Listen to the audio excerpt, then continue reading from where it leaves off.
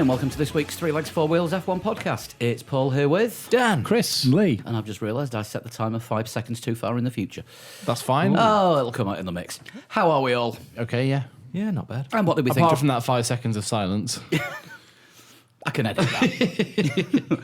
I'm good at editing things, allegedly. But how did we find Brazil? We looked on a map and there it was. Yeah. Easier to find than Palau. Yes. Yes. Yeah.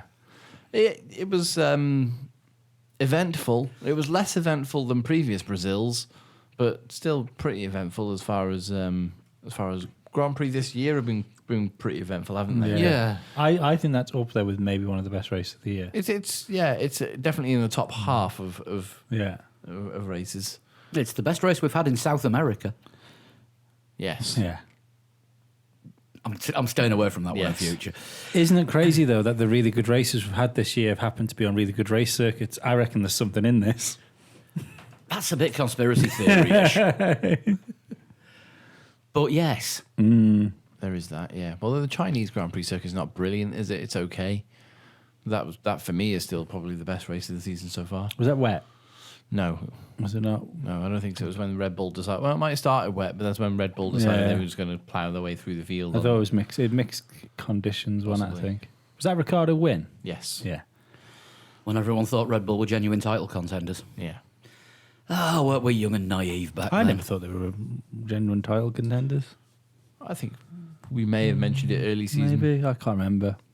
You've slept since then. Yeah. Oh, no, you- no, no, I, you- I, no, no, you I just, haven't. I don't think I ever thought they were capable of challenging. Because Ferrari looked so fucking strong, didn't they, at the beginning of the season? Mm. How things have changed. Shall we do the team by team now? Might as well, Might mate. as All well. right. You got Williams down here first. Stroll in 18th, Sirotkin in 16th. They did get both cars across the line, however, out of the 18 finishes. Yeah, only two DNFs, which is unusual for Brazil because you normally do get a bit of a higher attrition rate. And one of them was a little bit of a farce anyway. With Ericsson's retirement, I wasn't talking about Sauber, but Ericsson's retirement was probably because he ran onto a curb on the on his way to the grid. Oh, did he? I didn't know that. Oh, he Grosjeaned it. He may have Grosjeaned it, but I think that was still waiting for that to be confirmed. I wonder if that was a result of the problem rather than the cause, though. May have been. Because like he had issues from lap one, didn't he? So it might have been from He had issues before lap yeah one. from leaving the pit lane. Yeah, they had to glue it on, super glue his diffuser on. So Felt sorry for Ericsson. He deserved better this weekend. he did well. Yeah. He did very well, especially in qualifying. But we'll get to Sauber in a bit. Williams the first, and Stroll 18th, Sirotkin 16th. Is it just me, or were both Williams pretty much completely anonymous, apart from the fact that we saw Stoffel Van Dorn passing them? Well, Sirotkin wasn't anonymous in qualifying. No. Lewis has since apologised. Yeah, there were a couple of incidents, weren't there, in qualifying, which we could talk about first, I suppose. I was a little surprised because with it just being an outlap, I can't remember like so many questions about somebody getting a penalty for holding somebody up on an outlap. That's why I think there was no penalty, because Sirotkin was on and out. Yeah. I think he was winding up for a hot lap, wasn't he? Yeah. Yeah. So was it Hamilton. coming up the hill? Was it? Because I think I missed the incident. Yeah, so was Hamilton. They were both winding up for a hot lap, but Hamilton slowed down before Sirotkin did. Right. Okay. And it did kind of ruin Sirotkin's hot lap. But Yeah. yeah, I was surprised that Hamilton wasn't at least called to the stewards for for that. The Raikkonen one was explained away by Paul di Resta, saying that Raikkonen didn't have to lift. Yeah. If he had to have lifted to go around Hamilton, or take evasive action, he didn't. He just sort of went round him, kept his foot planted to the floor. So that's why that one wasn't an issue. But the Sirotkin one did look dangerous. And like you say, Hamilton has since apologised. Had it been a flying lap, I'm pretty sure that would have been a slam dunk 3-place penalty. Yeah. And then there's Scales Gate with the Ferrari. Yeah, we'll get to that in a bit because the scales have cropped up quite a lot in stuff that happened this weekend. But apart from that, Williams were, I think they're just on cruise mode till the end of the season, and Rob Smedley is to leave, isn't he? yeah, Yes. What do we make of that? It's Now that we've had another week to digest. It sounds like it's his choice and he wants to go somewhere else from what he was saying Yeah. in his interviews. And it sounds like, well, last year he had agreed that he wasn't going to go to as many races, hadn't he? Yeah, and then he turned up at all the races. Yeah. Yeah. I don't think I've seen a race weekend without him there this year. So I think possibly he's looking for a job where he can actually not go to all the races. Ah, Red Bull. Formula E. Formula E, yeah, maybe. Yeah, less races. Yeah. It's. I think he just wants more, doesn't he?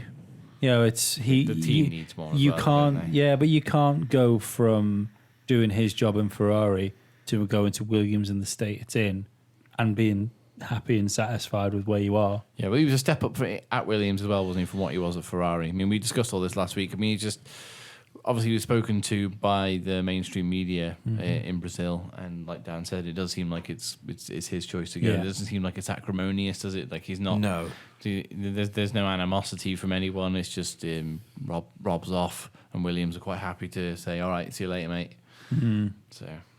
Yeah, I do wonder how much is maybe him and Paddy Lowe having differences of opinion that just can't, Can't solve Maybe. Yeah. irreconcilable differences. which doesn't necessarily need to be unfriendly or anything Yeah. like that. It could just be him saying, This is I've- how I work. I've done what I can with this team. Yeah. We're not going to work as a unit going forward. So It could so even be step something. away. Like, there's two scenarios I can think of. One is that Paddy Lowe's on his way out, but but his contract is longer than Smedley's, and you'll find that Paddy Lowe might be leaving. So it might be people jumping, like I said last Yeah. week, or Well, Paddy Lowe's only in his second year, isn't he? yeah, I don't know how long the contract's for. But he's very low profile. He's not like Paddy Lowe was at Mercedes, who would be stuck in front of a TV camera every now and again. I think I've only seen him in front of a TV camera like once this season. Yeah, but he's always been uncomfortable, hasn't he, with that side of Formula One? And realistically, I don't think you have to. I don't think you have to be on television to do the job that Paddy Lowe is for. No. Smedley was doing that job, wasn't he? Yeah. The face, if you will, of Williams going talking to the press and that. So yeah, I still think that's Williams' big problem, is not having a leader within that team at the sharp end of it. But 'Cause, I mean, it is still Frank making all the decisions. It's just that he's not there doing the day-to-day stuff, which Claire Williams is I don't even think- nominally running, but is Paddy Lowe running part of it as well? But And that's the thing. I think it's a team run by committee. Yeah, I bet the decisions that are being made for Williams are all made in a boardroom, and I'm not sure if that's the way to run a Formula One team, because you need the person to be making the decisions to be the guy that's with the team yeah. at the races, knowing what's not even just you can show everyone the bits of paper, but it's knowing the personnel, isn't it, and knowing who to listen to and who's got the right ear to have. Yeah, though I'm sure Mercedes is a team run by committee. There's some very strong figures on that committee. Yeah. But there is no way their big decisions are not being made in a boardroom somewhere. Oh no, absolutely. But again, within that team, it's clear that although there's some big figures in that team, nobody outranks a Toto Wolff. Yeah. yeah, Yeah. Lauda may be the chairman, but Yeah. Non-executive. as a non-executive Yeah, chairman, he's yeah, not yeah. doing the Lauda day. gets to talk a lot. Yeah, but he's not doing the day-to-day running. running of the I whole. think he's just. I mean, he's similar to what Schumacher was when he went back to Ferrari, wasn't he? You know, and he was on the pit wall and stuff like that. I think Lauda. Don't forget, he's also a really good person to have there PR wise. I know it seems like a strange thing to say about Niki Lauda, but people fucking love Niki Lauda. And he gets to say exactly the opposite of what Toto's just Yeah. said. Yeah. Which means that Mercedes' official press line is absolutely any story you want it to be. Yeah. I think Mercedes have got Niki Lauda just so that he doesn't go to Ferrari, to be quite honest with you. Possibly, yeah. It could be like an Oasis way of managing it. I remember Noel Gallagher turning around and saying, being asked what happens when Oasis release an album, and he said, we just throw a bottle of Jack Daniels at Liam and unlock the cage. Right, McLaren next. Ooh, sorry again. Yeah, difficult race for McLaren. Although we did see some actual some overtaking and some good pace from Stoffel Van Dorn. Just the wrong strategy. Anywhere. Not going to beat on Van Dorn, but it was a broken Alonso. Oh, completely. No, yeah. but he had no clutch, didn't he? No, he had no So- clutch. Oh, that pit stop that Alonso made Yeah. when it took 2 goes to start the car. Yeah. He had to stall the car to stop it, which was he was then way too far ahead of his markers, Yeah. and then when he went to restart it, didn't work. If Van Dorn's taken that as a legitimate beating of his teammate, I think he's taken a shallow win. No, but I mean, Van Dorn was racing. He was overtaking cars. Oh, he finished well. yeah. 14th, Well, no. was he 14th? No, 15th. 15th. But it's also just ahead of one of 15th the because he Williamses. crossed the line 14th, but he got a 5-second penalty. Right. Yeah, For ignoring blue flags. Yes, and which Alonso did as well. he also was. I think he stopped twice, Van Dorn, like really late on, which put him well back down the order after all that hard work he'd done. Yeah. So On the plus side for McLaren, though, I think they can find a title sponsor for next year because with the way that Alonso's car sounded, John Deere should be all over it. Tractor company. yeah. Lando did well thought that though was in a good FP1. Lando did well in FP1 again. He was faster than Van Dorn. Well, I didn't see anything up to the race, but was Van Dorn just about last in everything? I think he was 19th or something like that, and Norris was 16th, something like that. Norris did well in front of the camera as well on the grid walk. Did you see that? Yeah, he was. So he's got a long career ahead of him, even if the driving Same thing as doesn't George work. Russell. They had him doing the George Russell role this weekend. yeah. While we're all jumping on Lando's penis, I'd also point out the fact that he was packing the gear down again with the team about like late on in the evening. On Sunday night. Yeah. No, it's good. He's got that, and I'm not comparing him to this driver by any stretch of the I imagination. know what you're going to say. I think you're right.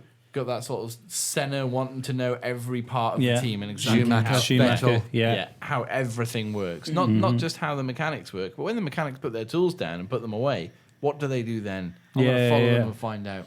I want to find out. Lauder-esque is another good example. Yeah, Lauder was. I think Lauder's probably the first to Yeah. do that, wasn't he? But Schumacher, as you say, Schumacher, Senna, Vettel. I think it's being part of the team, isn't it? Rather than being the team's driver, you are a part of the team. Yeah, I mean, I couldn't imagine Lewis Hamilton.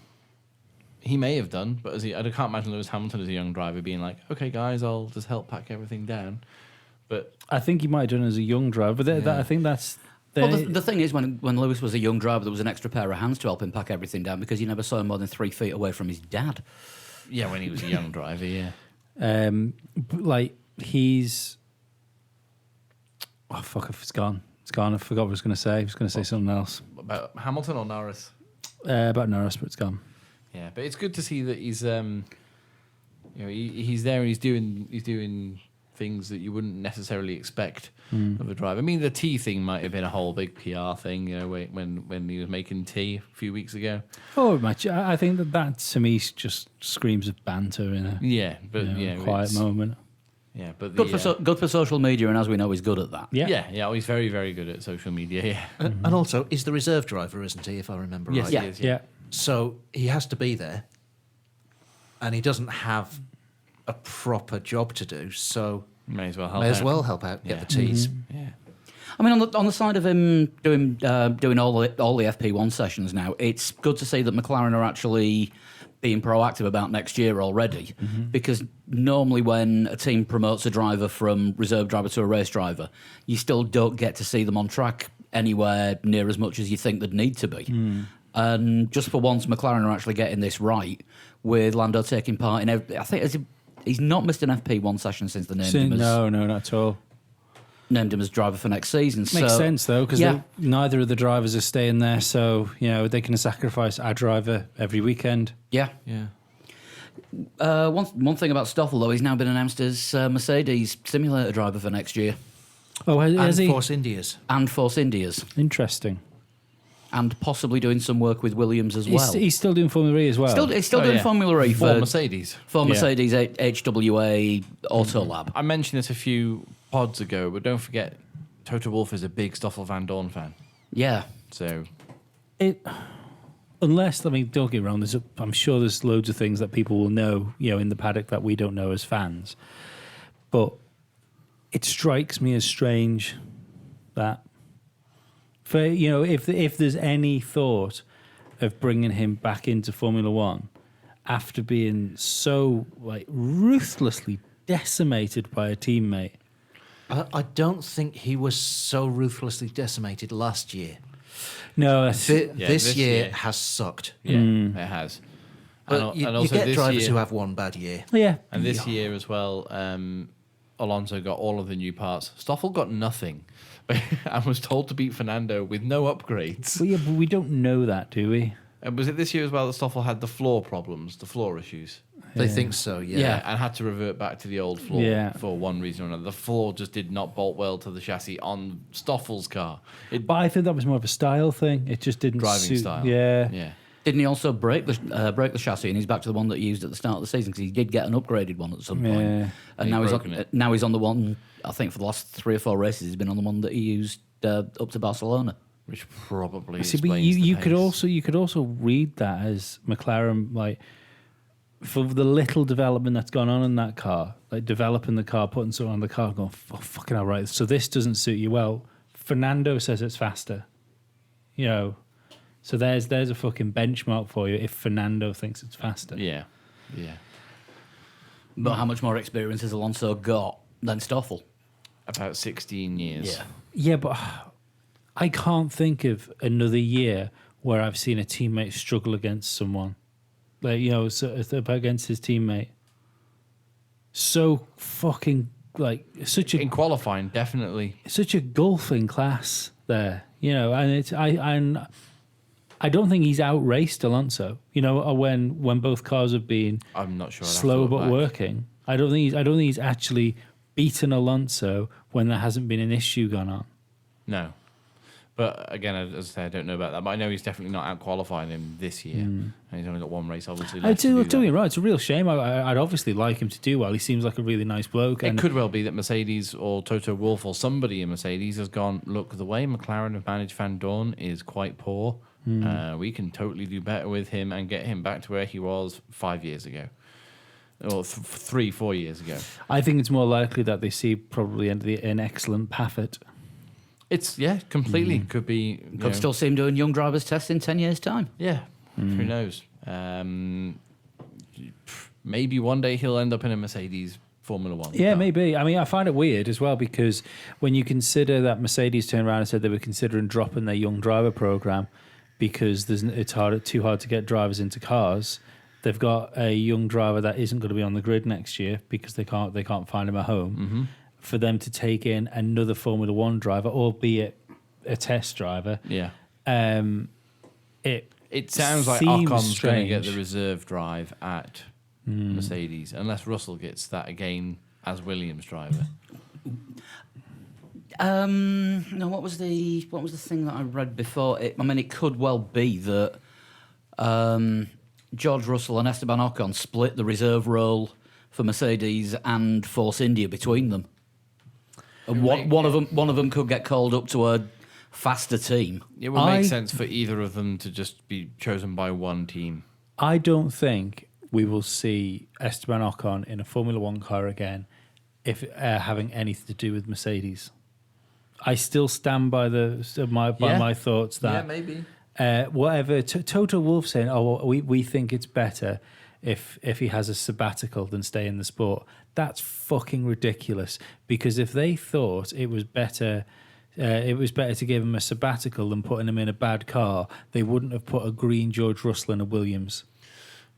There is that. It's PR. That's not necessarily true because what's good for Ocon at the stage of his career and what's good for George Russell at this stage of his career could be very, very You different have things. to be a special driver to take a year out of Formula One and come back.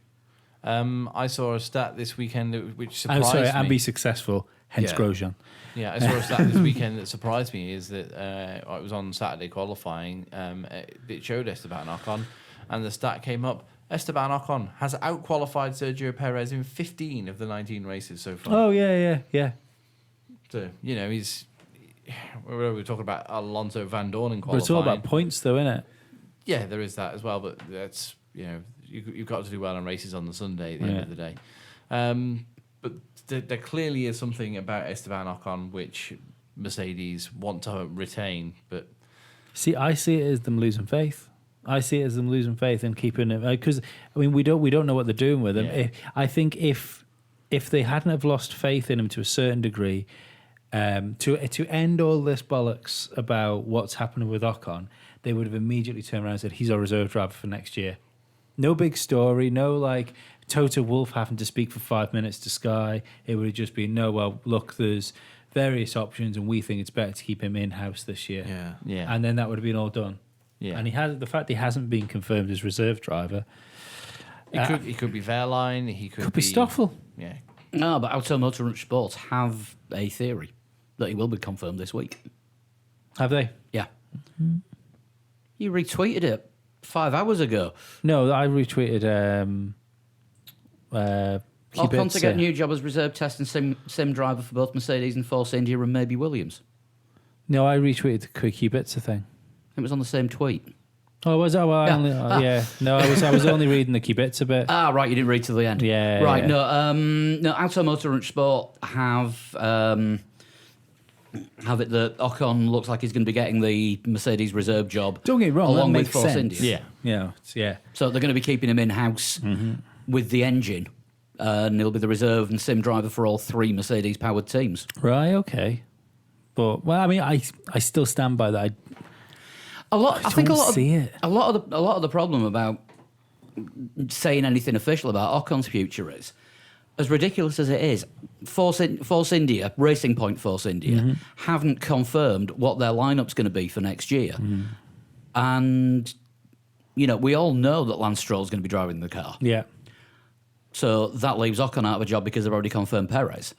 But it's not been said. It's not been said officially, and it wouldn't surprise me if there was still God knows how much contract crap going on over it, and that's why nobody can actually say anything. It could even be like some sort of litigation because it went into administration. There could be like exactly, loose yeah. ends Yeah. that need tied up there. yeah. It could be. I mean, it could also be the case that if they, Racing Point Force India don't want to have an official empty seat, so they can't. Nobody can announce Esteban Ocon until they announce their lineup for next season. And if they choose to announce Lance Stroll before Abu Dhabi, and then I wouldn't be surprised if half an hour later there's an announcement as to what's happening with Esteban Ocon. But Stroll is still contracted to Williams, isn't he? yes, Yeah. so that could be an issue. So if Williams are going to announce a Polish driver, for example, Yeah. that might be them breaking contract with Stroll, which would be a very different thing to Force India announcing Stroll Yeah. Yeah. and breaking his contract. Yeah. Yeah, you're probably right. It's one of these things that's gonna on that day everything will be sorted out. Yeah, Yeah. There's one more domino to fall, Yeah. but at the moment it's being held up by lawyers. Who would have thought Lance Stroll would have had such control of the driver market? What a prick. I still don't think he's that good. No, I don't think he's that good. I think it's going to be interesting I'm to joking. see how He's- good he is. No, he if you look at. They've been saying exactly the There same are thing signs about, of a good driver. Yeah. Been saying the same thing about Stoffel Van Dorn and his junior career. If you look at Lance Stroll's junior career, it's impressive. So I think Dan might be right. I think he might have just been brought in slightly too young. yeah. One season too early, perhaps for him. It worked for Verstappen. It worked for a couple of other drivers. Yeah. It might not have worked for Lance Stroll. He's- No, See- I think he needed a year in F2 as well. Yeah. Because going from F3 to Formula 1, it's a hell of a job. But he did European F3, didn't he? Yeah, not GP3. Not GP3. Yeah. See, I as think Verstappen did. yeah, I think that like the last year in GP3 and then this year in GP2 probably would have been And the way. if he'd done well in GP2 this year, then everyone's view of him would be very different. Yeah. Because However, Williams wouldn't have all that millions that the No. Stroll family No. have given them, and maybe and probably couldn't afford George Russell. yeah, exactly. And maybe Mr. Stroll wouldn't have put the money in for Force India if Stroll Junior was not in a Formula One seat already. Yeah. I'm So- almost convinced that Williams have to pay precisely nothing for George Russell. In fact, I think they get handsomely rewarded. Compensated. Yeah. Anyway, we were talking about McLaren. We've gone off on a massive tangent. So we've How actually, unusual. we've actually gone away from McLaren on a tangent, not gone to McLaren on So a who's tangent. next? So it's Renault next. Hulk a very early DNF. Very disappointing for Hulk because it looked like he was going to have a strong race after a poor qualifying. He did a swear. Yeah, he did do Yeah. a Did swear. you say heck? Yeah, he did. Yeah. Yeah, Hell and heck. yeah. I think it was blinking heck at one point. Heck in hell. I Sweet don't baby Joseph. know. I don't know what made him retire the car, but thankfully, It was an imminent failure, wasn't it, that we were having on the car, and he was told to box. yeah. What was it? Situation 12, box and retire. Yeah. Um, Which I believe somebody, I can't remember who posted it. Somebody posted on Twitter that is a power unit failure. So there's only one race to go. You don't want to take engine penalties at Abu Dhabi, I suppose, do you? Right. Well, the official line from Renault, and thanks to Sean for posting the article with all the quotes up just as we're recording the podcast. So Huzzah! I can quote that on here. Hulk's words: "It was a shame to retire from the race, but the difficult call was made to stop due to excessive engine temperatures. These aren't healthy for the power unit, so it wasn't worth the risk carrying on." Yeah, so it was a power unit, imminent power unit failure. Yeah. So once again, cooling problem with the Renault engine because that's something that Red Bull have had this year. Yeah, but only one Renault man had a cooling issue. Sainz was terrible in qualifying, wasn't he? And he was. Both Renaults actually had that early battle. It was amazing. Two cars Yeah. side by side, like for the first or second lap. They were just like they were Showing how teammates should fight. Yeah, this is how teammates should race. And then was it Sainz who lunged at Hulkenberg a bit stupidly, Yeah, a little bit silly. not If I was ideal. Lando Norris, I'd be watching that going, "Oh yes." But yeah, Sainz Probably did took well. a swipe at him, didn't he? Yeah. Sainz did well though, race wise. I think he did quite honourably. But again, I think Renault were victims of two stopping. I think Sainz had to two stop, but the points were definitely on the cards for Renault at one point, and then they weren't. Yeah, just didn't work out that way again. No. Toro Rosso. Started was it Hartley on the mediums? Yeah. Which Dan said on the blog was going to be either a really good idea if it rains or a really terrible idea if it doesn't. Turned out to be quite a good idea because the Toro Rossos ended up fighting between themselves just outside the points. And had shenanigans happened a little bit further up the road, that would have been points for Yep. Toro Rosso. Yeah. So that was a brave decision and it worked out well. However, amongst their scrapping, Carlos Sainz got in between them. Do we still look at what Toro Rosso are doing as a good indication for that there's good things coming for Red Bull? Yeah, did you see what the post-race interview with, I don't know if it was it Martin Brundle who said it, about the having twice the mileage in pre-season testing now. Wow, Toro that's Rosso, interesting. well, they will have. Toro Rosso and Red Bull both running Hondas next year. They'll have twice the feedback, twice the amount of mileage. Yeah. So they'll be able to develop that engine a lot quicker than they have been when they've only been in one car. Well, let's not forget that Honda wanted to supply another team, didn't they? When they had McLaren and Ron Dennis Ron vetoed said no. it. Yeah, Ron said no. Yeah. And then they were going to supply Sauber. Yeah, And Fred Vasseur ripped that Said contract no, up yeah. and said, we'll sign with Ferrari to become a junior Ferrari team. Which in hindsight, Fred looks Vasseur like made the right quite call. a good decision. Yeah. When you look at this weekend, yes, Fred Vasseur made the right call. It's Christian Horner said on the grids that we should have more power next year. That's interesting. He's obviously got an It's a insight. bit into- nebulous. Everybody should have more power next year. Well, no, because they're switching from the Tag Heuer engine Oh, so it's, yeah. To- Well, he's gonna to say Honda. that, yeah.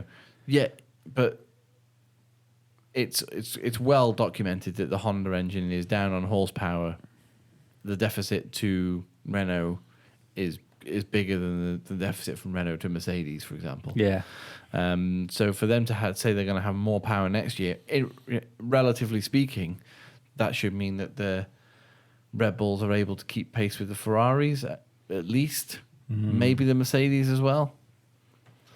Are we genuinely going to see a three-way fight with a Honda-engined Red Bull, or is it there's going to be this more talk from Honda where, this Honda's really good, but the second they get them enough power out of it, the engines go bang? I'm saying nothing until after Melbourne. Yeah, I think you're right. Well, I think we'll be able to tell at pre-season testing whether there's a chance Yeah, of something happening. Yeah, and Paul Di Resta was saying that the Red Bull chassis they're using now, everything they've got at the moment, they're as close to the 2019 regs as they possibly can be, Yeah. without breaking 2018 Wow, that's rules. interesting. So they have the least amount of change out of all the teams to do The only thing I would when it say comes to is 2019. is Red Bull having a good chassis next year? Is that going to be a it surprise enough? to anybody? Is that No. going to be a surprise to anybody? No. No, but is it going to be enough? That's what I mean. I mean, they're annoyed with Renault just sort of blowing engines Let's here, not- left, right, and centre. I mean, Honda, even at Toro Rosso this year, when they've turned that wick up, like, all right, let's give them a bit of extra power. The next race, they've had like 38 place penalties. Yeah. Do you know what I mean? So, what was the statistic on Saturday? Was that it was Brendan Hartley's birthday, and it was one of only. It was one of the 5 races this season he's had engine penalties, more than anyone else. See, the only thing I worry about as far as Honda goes, because they're going to bring new engine in next year with new components, all that, blah blah. We've heard it all before. Yeah, we have. Every time this has happened, Honda engines have started going pop again. Yeah. And that's why we'll know in pre-season testing if they bring this engine, which is supposed to give them like Mercedes and Ferrari horsepower, and all of a sudden we see Red Bulls and Toro Rossos getting wheeled back into the garage and not being able to take part in like a testing session because they're sat in the garage with laptops plugged into them. We're going to know it's fucked. Yeah, waiting for something to come from Japan on the DHL overnight. Yeah, I worry that here as well that if Honda can't sort it out this time, they're not just gonna make themselves look stupid. They're gonna take 2 teams off the grid because Red Bull will not do a McLaren. It's not in Red Bull's interest to stay in Formula One with a broken car. You know, if let's say worst case scenario, and Red Bull end up where McLaren were for the first couple of years with Honda, years with Honda engines. But they signed a 2-year contract, haven't they? Which is a bit auspicious because it's almost like they've got a plan ready. They can't sign any longer than the end of 2020. Yeah, because there's nothing in place. There's no Concord agreement in place. I was thinking it was a bit suspect because they're, 2 years. is a bit of a Saying that, I strange think there's one. isn't there sort of nebulous contracts they can do? Because like Leclerc, for instance, Multi-year agreement. yeah, Leclerc's signed till after 2021. So I think it's one of those ones of where you will be an employee of Ferrari, or You can do agreements in principle. yeah. Yeah. And you can also do pre-contract agreements. Yeah. Yeah. It'll be But an that's embarrassing when that happens. it'll be an option, but the option will be taken up subject to the Concord agreement being Yeah. put in place, Yeah. and That's it, yeah. that's when it's a compulsory option. Yeah, that's it. You can also do things like if my contract is not renewed by this time, I'm a free agent, or things like that. So when the Concord agreement's in place, guess what? We're still within the window of renewing your contract. So it's being renewed and we're staying with you. The only other issue I have with the idea of the mileage, you've got Max Verstappen as the most experienced driver. In that Sorry, team. is Danny Kvyat going to Toro Rosso? Yes. Right, so he's got some experience underneath him as well. But still, considering he was chopped out of Formula One for a bit, he's probably got the same experience as Max, maybe in time. 1 extra year, I think. Yeah. Probably. So that's 2 extra years, but then he's had But a year out. one of Yeah. those was driving a Ferrari simulator, though. yeah. Yeah, But when you this year. Honda had, as far as feedback goes, at one point, they had Fernando Alonso and Jenson Button giving feedback. Yeah. And that made absolutely no difference. 2 people that are fucking known for their development work within teams. Yeah. That's 2 world champions that are Yeah. known for their development work within teams. yeah. But on the negative side of that, they all after watching Grand Prix Driver, you also had a team giving feedback that was like a bunch of headless chickens. The drivers can say what they want, but the technical guys at McLaren appeared not to have a clue what was going on because of the state of the team. Yeah, I think There was a lot of the World Garden of Honda didn't help there either. There was a lot of constraints being put on Honda as well. With it must fit into this size back end because this is what we Talk about McLaren again. Yeah, we've got to have the size 0. Yeah, because that's definitely not going to happen in Red Bull. No, it hasn't. Apparently, with Toro Rosso, they just said, "Look, tell us where you want the where you want the power with unit." Toro Rosso, I do not believe that's going to happen with Adrian Newey. I've said it before. I'll say it again. I'm sure this year was basically a year of testing the Honda engine and working out what to do next year. But I can't believe on the that crazy off chance that Honda don't produce a world class engine. I don't believe that Red Bull will sacrifice their chassis advantage because they know they have that. They have that chassis time in their pocket, and they're not going to compromise the aero on their car. They're going to turn around to Honda and say, "Right, you need to make this work with this," which will completely devalue everything they've done with Toro Rosso this year, which make it pointless. It would have devalued it. It's your mileage, isn't it? Yeah, but then if you then turn around and say, well, now everything you've been working towards, we're now going to move the goalposts. Do you not think that... That's great. Make it half the size. Red Bull can't tell Toro Rosso what to do because they're different teams, but do you not think that maybe Red Bull would say to Honda, we would like to know if the engine will work with this size part? Yeah, of course, yeah. And they're allowed to talk to future engine manufacturers once they've signed a contract. And Honda will say to Toro Rosso, we've got a customer who wants to know if our engine will work with this size part. Any chance you could build a part that size and test it? Yeah, but there's That's probably not against the rules. it's probably not against the rules. And Jean Totter's just listening, gone, motherfucker. But I can't help. I think you'll find that was lame, motherfucker. I just don't.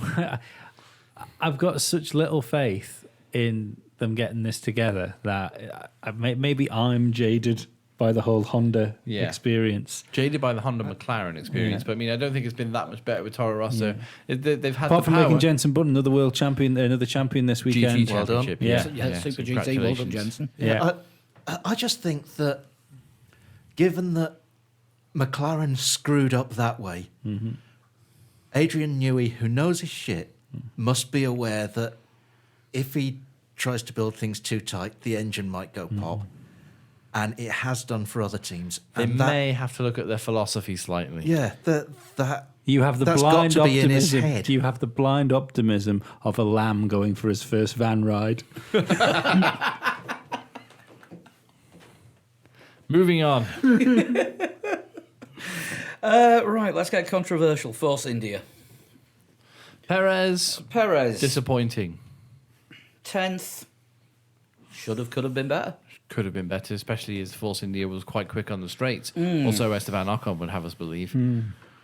Well, the Ocon, his car was fast in the S's as well, or so he thought. No, it was fast on the straights, which is how he got alongside Max Verstappen. When I saw the incident, I was like, at first I thought, oh, what has Max done now?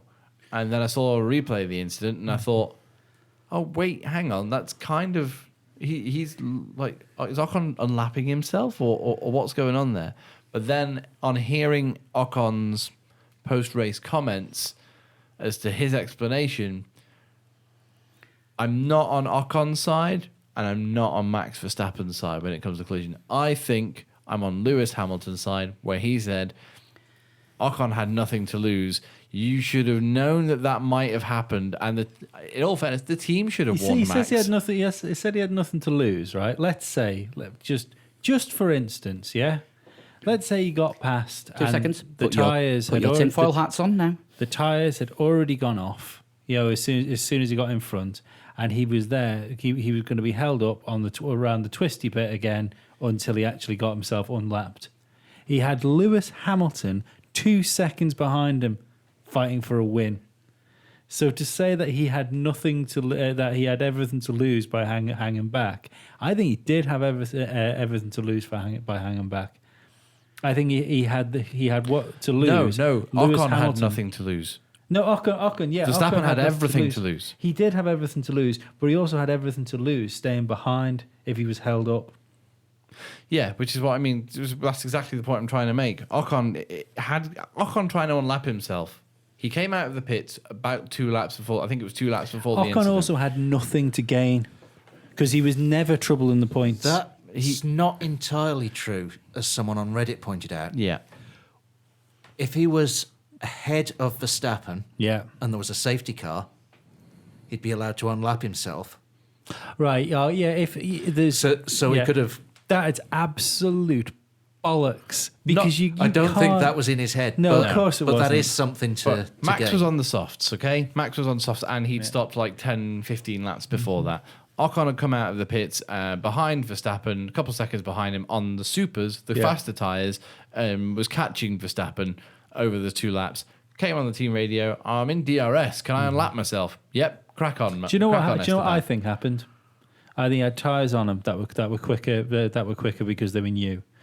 I think that advantage was only going to last a long time. I think you've got Esteban Ocon, which is a very upset man about the fact he's not going to be in Formula One next year, and he saw a man that he's raced in junior series that is going to be on the grid with him next year in front of him, and he thought, I need to unlap myself behind Max Verstappen To make a and point. and run off into the distance to show everybody how good I am, and I he agree. didn't. He fucked it. One Yeah. thing that I can't work out is when it looked like he wasn't going to get past him at the start of the S's. He was still about 3/4 of a car length behind Verstappen. Yeah, he didn't owe Verstappen didn't owe him any room.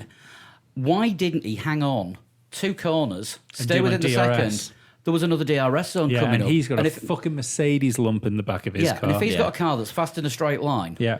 new tyres, Yeah. light on fuel, you're faster than the car in front of you. Don't get me wrong, yeah. Ocon shouldn't have... Why he didn't do that? That was bad racecraft for It me. was, yeah. Ocon shouldn't have been tackling with a race leader, but at the same time, Max should have been aware that he was there. I disagree. In that corner, he shouldn't have done it. But yeah, you should be able to overtake anyone on the track if you're faster than the race leader or not. Yeah, but not tangle, not like, oh, that might work, with a race leader. Yeah. Yeah. It should be a nice, clean pass. Yeah. Yeah. And it wasn't. Yeah. Which he could have got on the following straight. Yes. Or the next lap. Yeah. If he was that much quicker. Because again, he put the supers on. The supers were good for 20 laps? Yeah. So he had another 18 laps. But I can see from his race point of view that had he got past Verstappen and had managed to sort of build a gap, then there's somebody who's going to pit around his window. He quite easily make up a few places by not being stuck behind Max Verstappen. I don't think he'd have been stuck behind Verstappen for that long. Because the other thing to think is here, as soon as those tyres started going off, all he had was straight line speed. And the Red Bull was so quick in the twisty bits. Yeah, but for 20 laps, he could have been ahead of Max Verstappen. I don't think he'd have stayed alive for 20. I think there was another couple of laps in those tyres, and He Verstappen just would have been stopped. quicker. Yeah, no, but he had 2 laps before, he just I- stopped and they were good for 20 laps. never thought of saying this. I'm backing Julian Palmer's take on it, Yeah. where he said those tyres are good for 4 laps of pace, which would have you quicker than a car that is quicker than you. After those laps, you won't be quicker than that car anymore. You'll still be quicker. You'll be quicker than By the taking so much out of them. No, but you'll be quicker than the other cars around you that are in your ballpark, but you won't be quicker than a fucking Red Bull or a Mercedes. Yeah, I can understand that if it's at a blistering pace. Just the fact a Toro Rosso just the fact a Force India caught a race-winning Red Bull should tell you how much he took out of those tyres. Yeah, but he was on the faster tyres as well. Yeah, no, but just the fact he was doing that should tell you how much he's took out of those faster tyres getting there. Yeah, it's in my eyes, Ocon's allowed to try and unlap himself, but the way he did it wasn't right. And also- I do think the race leader deserves more respect than Of course he he gave does. them. I tell you Or, what, or anyone that you're unlapping yourself if against. it was Lewis Hamilton or Sebastian Vettel, he wouldn't have tried to unlap himself, and B, if he'd have done the same thing, he'd have already been fucking hung by now by somebody. There'd have been penalty points. There'd have been fucking grid penalties for the next race. Yeah, I mean, Ocon got the harshest penalty, didn't he, before a disqualification, a 10-second stop go. Yeah, Which no, means but even if I he's mean not- into the next race. He'd, Yeah. I just can't. Like I know anyone that listens to this podcast regularly will know I'm not the biggest Max Verstappen fan. I enjoy watching him do exciting races like this, but I still wonder whether he can ever be world champion because I wonder whether he can string the whole thing together. Yeah. But I will definitely defend him on the fact he gets the shitty end of the stick when it comes to penalties every fucking time. He does, yeah. And even the fact that he's leading a race. He's leading a race that nobody thought the Red Bull were going to compete in a season which hasn't had the fucking greatest of form for Red Bull all the way through the year. Like I can't understand the defense of Ocon in any way, shape, or form for this. I know I'm in the minority because I did a little poll today it was just up for 10 hours, so I should have done it yesterday, really. And if I can understand the defense of Ocon, but what I can't understand is why he did it where he tried to do it. There were better places for it if you're going up against a leader that is trying to hang on to a 2-second lead. Absolutely. Yeah. Ocon wasn't right, but neither was Verstappen. And that's how I see it. And then Shovegate. And then Lewis Hamilton talking to Max Verstappen in the cool down room afterwards.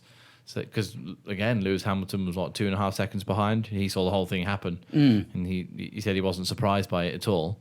Which I don't know. Does that say more about Ocon or what Lewis thinks of Verstappen? But that's what Lewis was saying to Max in the cool down room was that you have to be aware that might happen. You had everything to lose. Ocon had nothing to lose. Yeah, and Max's reply being silent, but then Dan said he said something in a post-race interview, which was something along the lines of, "It's easy for Lewis to say that from second place." I think that's right as well, and it's also easy for.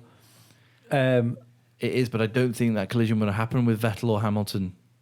No, I don't think it would have happened because I don't think Ocon would have gone for it. I don't think he'd have even tried. If it was Lewis, he certainly wouldn't have done. But even if he did, I think Vettel and Hamilton would have avoided a collision and then been on the radar. What's this idiot doing? I don't know if that have.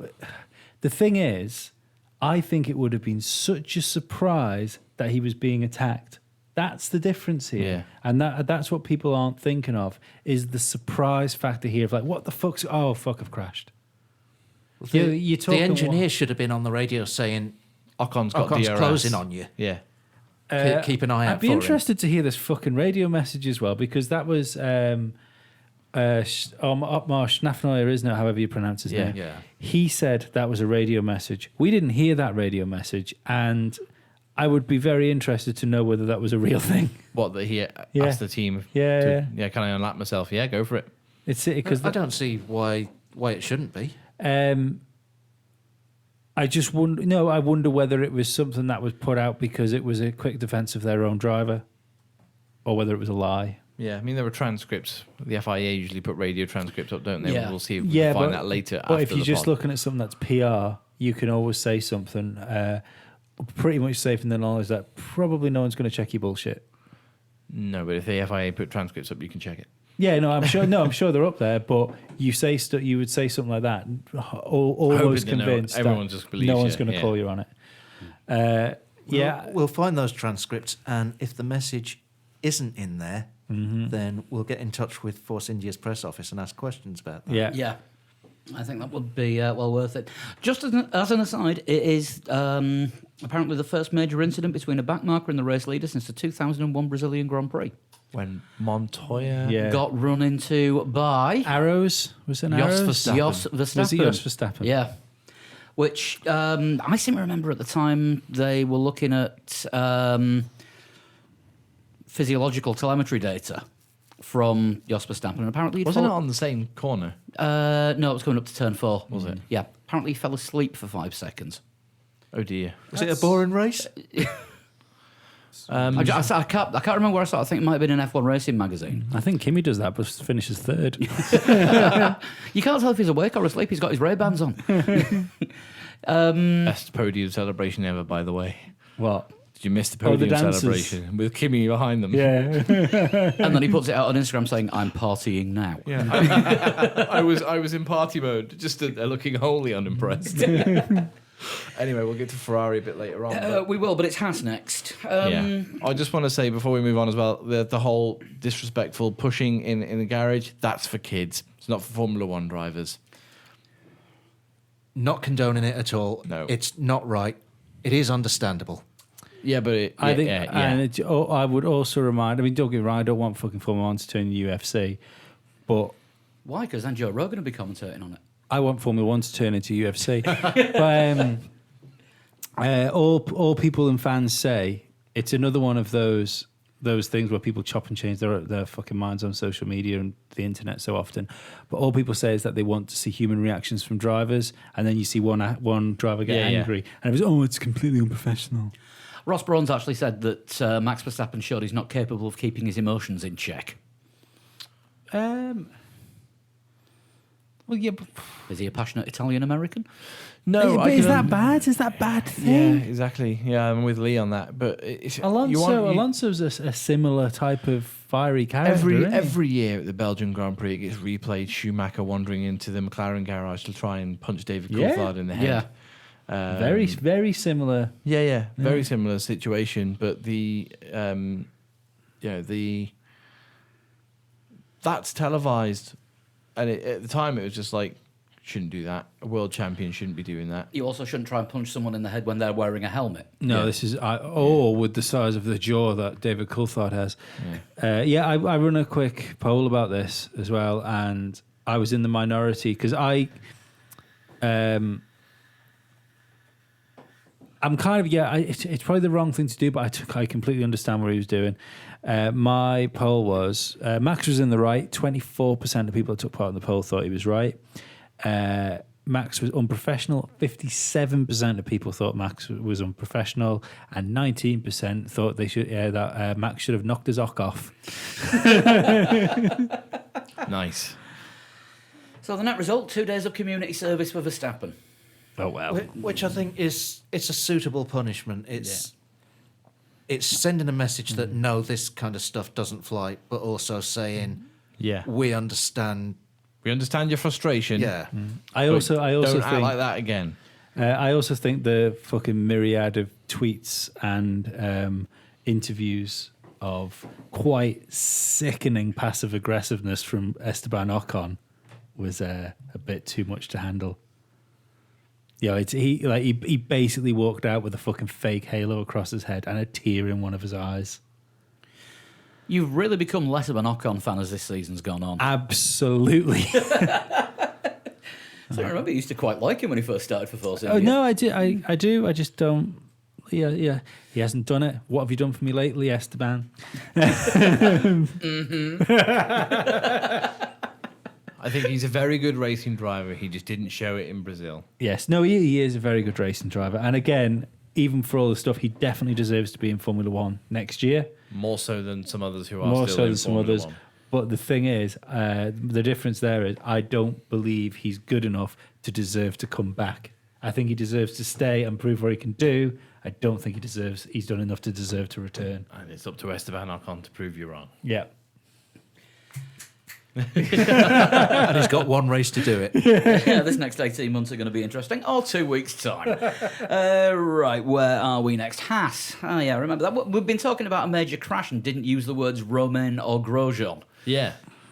And they didn't have a binary race again. Double points. Double points, line astern as well, weren't they? Eighth and ninth. 8th for Grosjean, 9th for K-Mag. Not Wasn't bad, it- considering they struggled like hell in Mexico and were the worst team, I think. And then they were in the US really poor as well. Yeah, but Haas have actually said that Mexico is one of the worst circuits for them, and they've had bad results in all 3 years. But both years they've been racing there. Am I right in thinking it was Romain Grosjean and Ericsson coming together that ended up putting Ericsson out? No, it was Ericsson and Magnussen colliding. But Ericsson had no downforce on his car. Yeah. So, But yeah, And then had even less. yeah. But yeah, Magnussen had a little bit of damage from the start when Ericsson had no grip. Ericsson had no grip. It's not really Ericsson's fault. I cannot believe Ocon's slid down the scale and Ericsson's gone up. What's happening here? But it wasn't Ericsson's fault. unless, of course, it was his fault that he had no diffuser when he arrived at the grid, in which case it was totally Ericsson's fault. But yeah, Magnussen lost a couple of places on the first lap when Ericsson pushed him wide, and recovered. Solid race all round for Haas. Yeah. Yeah, not bad. Uneventful, but Yeah. pretty solid, as you say. That's the kind of race that they need, especially Grosjean. Uneventful and point scoring. Well, yeah, uneventful and point scoring, especially. just to remind us that he is capable of doing that. Is fourth place gone for them now? Is that I over? think so, yeah. I think it's gone. I think practically Renault's. I think if they get a 1-2 and Renault don't finish, Yeah, which is, That's yeah. gone then. yeah. Yeah. So, but no, another really good season for Haas. They've made a leap forward this year. Oh, sorry, there's 24 points in it, but I can't see Haas scoring 24 points. No, but Haas sorry, are the new Williams. Yeah, they could be. Yeah, it was a good race. They've had a strong year. I hope they do it again next year. The midfield's bunched up quite a lot this year, and I hope it bunches up more. I feel it's a big year for I can't. I think I might have said this last year, but now I think this year or next year trumps what I was saying about it last year. It's a massive year for a few teams next year. It's like half. You take out what Ferrari and Mercedes, who are expected. Everyone else needs to. Who the fuck is going to be behind exactly. Ferrari and Mercedes next year? Well, it could be Haas. I mean, we've seen the best of the rest have been. Could be Sauber. Could be. They were best of the rest essentially this Yeah. weekend. They were in qualifying, and they were in race trim. It's just sad that we didn't see Ericsson. Is Sauber up next, or Yes, there will be. yeah? So we may as well move on and talk about Sauber, seeing as Haas didn't really do anything eventful. Apparently, Grosjean had damage from the first lap, but I didn't see what caused that. But Brazil lap 1, turn 1, it's always a mess because it's fast and then it's tight. Yeah. There's bits always going to fly off someone and your Grosjean, so it's going to happen. Yeah, exactly. At least he didn't damage a wall, There is that. which is good for him.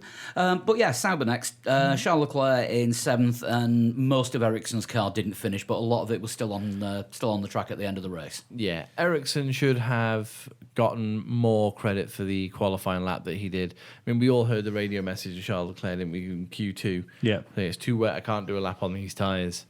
And he said, well, all right then, box, but we're in P12. He said, nope, I'm going to stay out, do one more lap. Got it to P8. Both Saubers made it through to Q3, and then Ericsson out-qualified Leclerc. They were best of the rest. Let's not forget, Ericsson started on the same row as Max Verstappen. Yeah. So, yeah,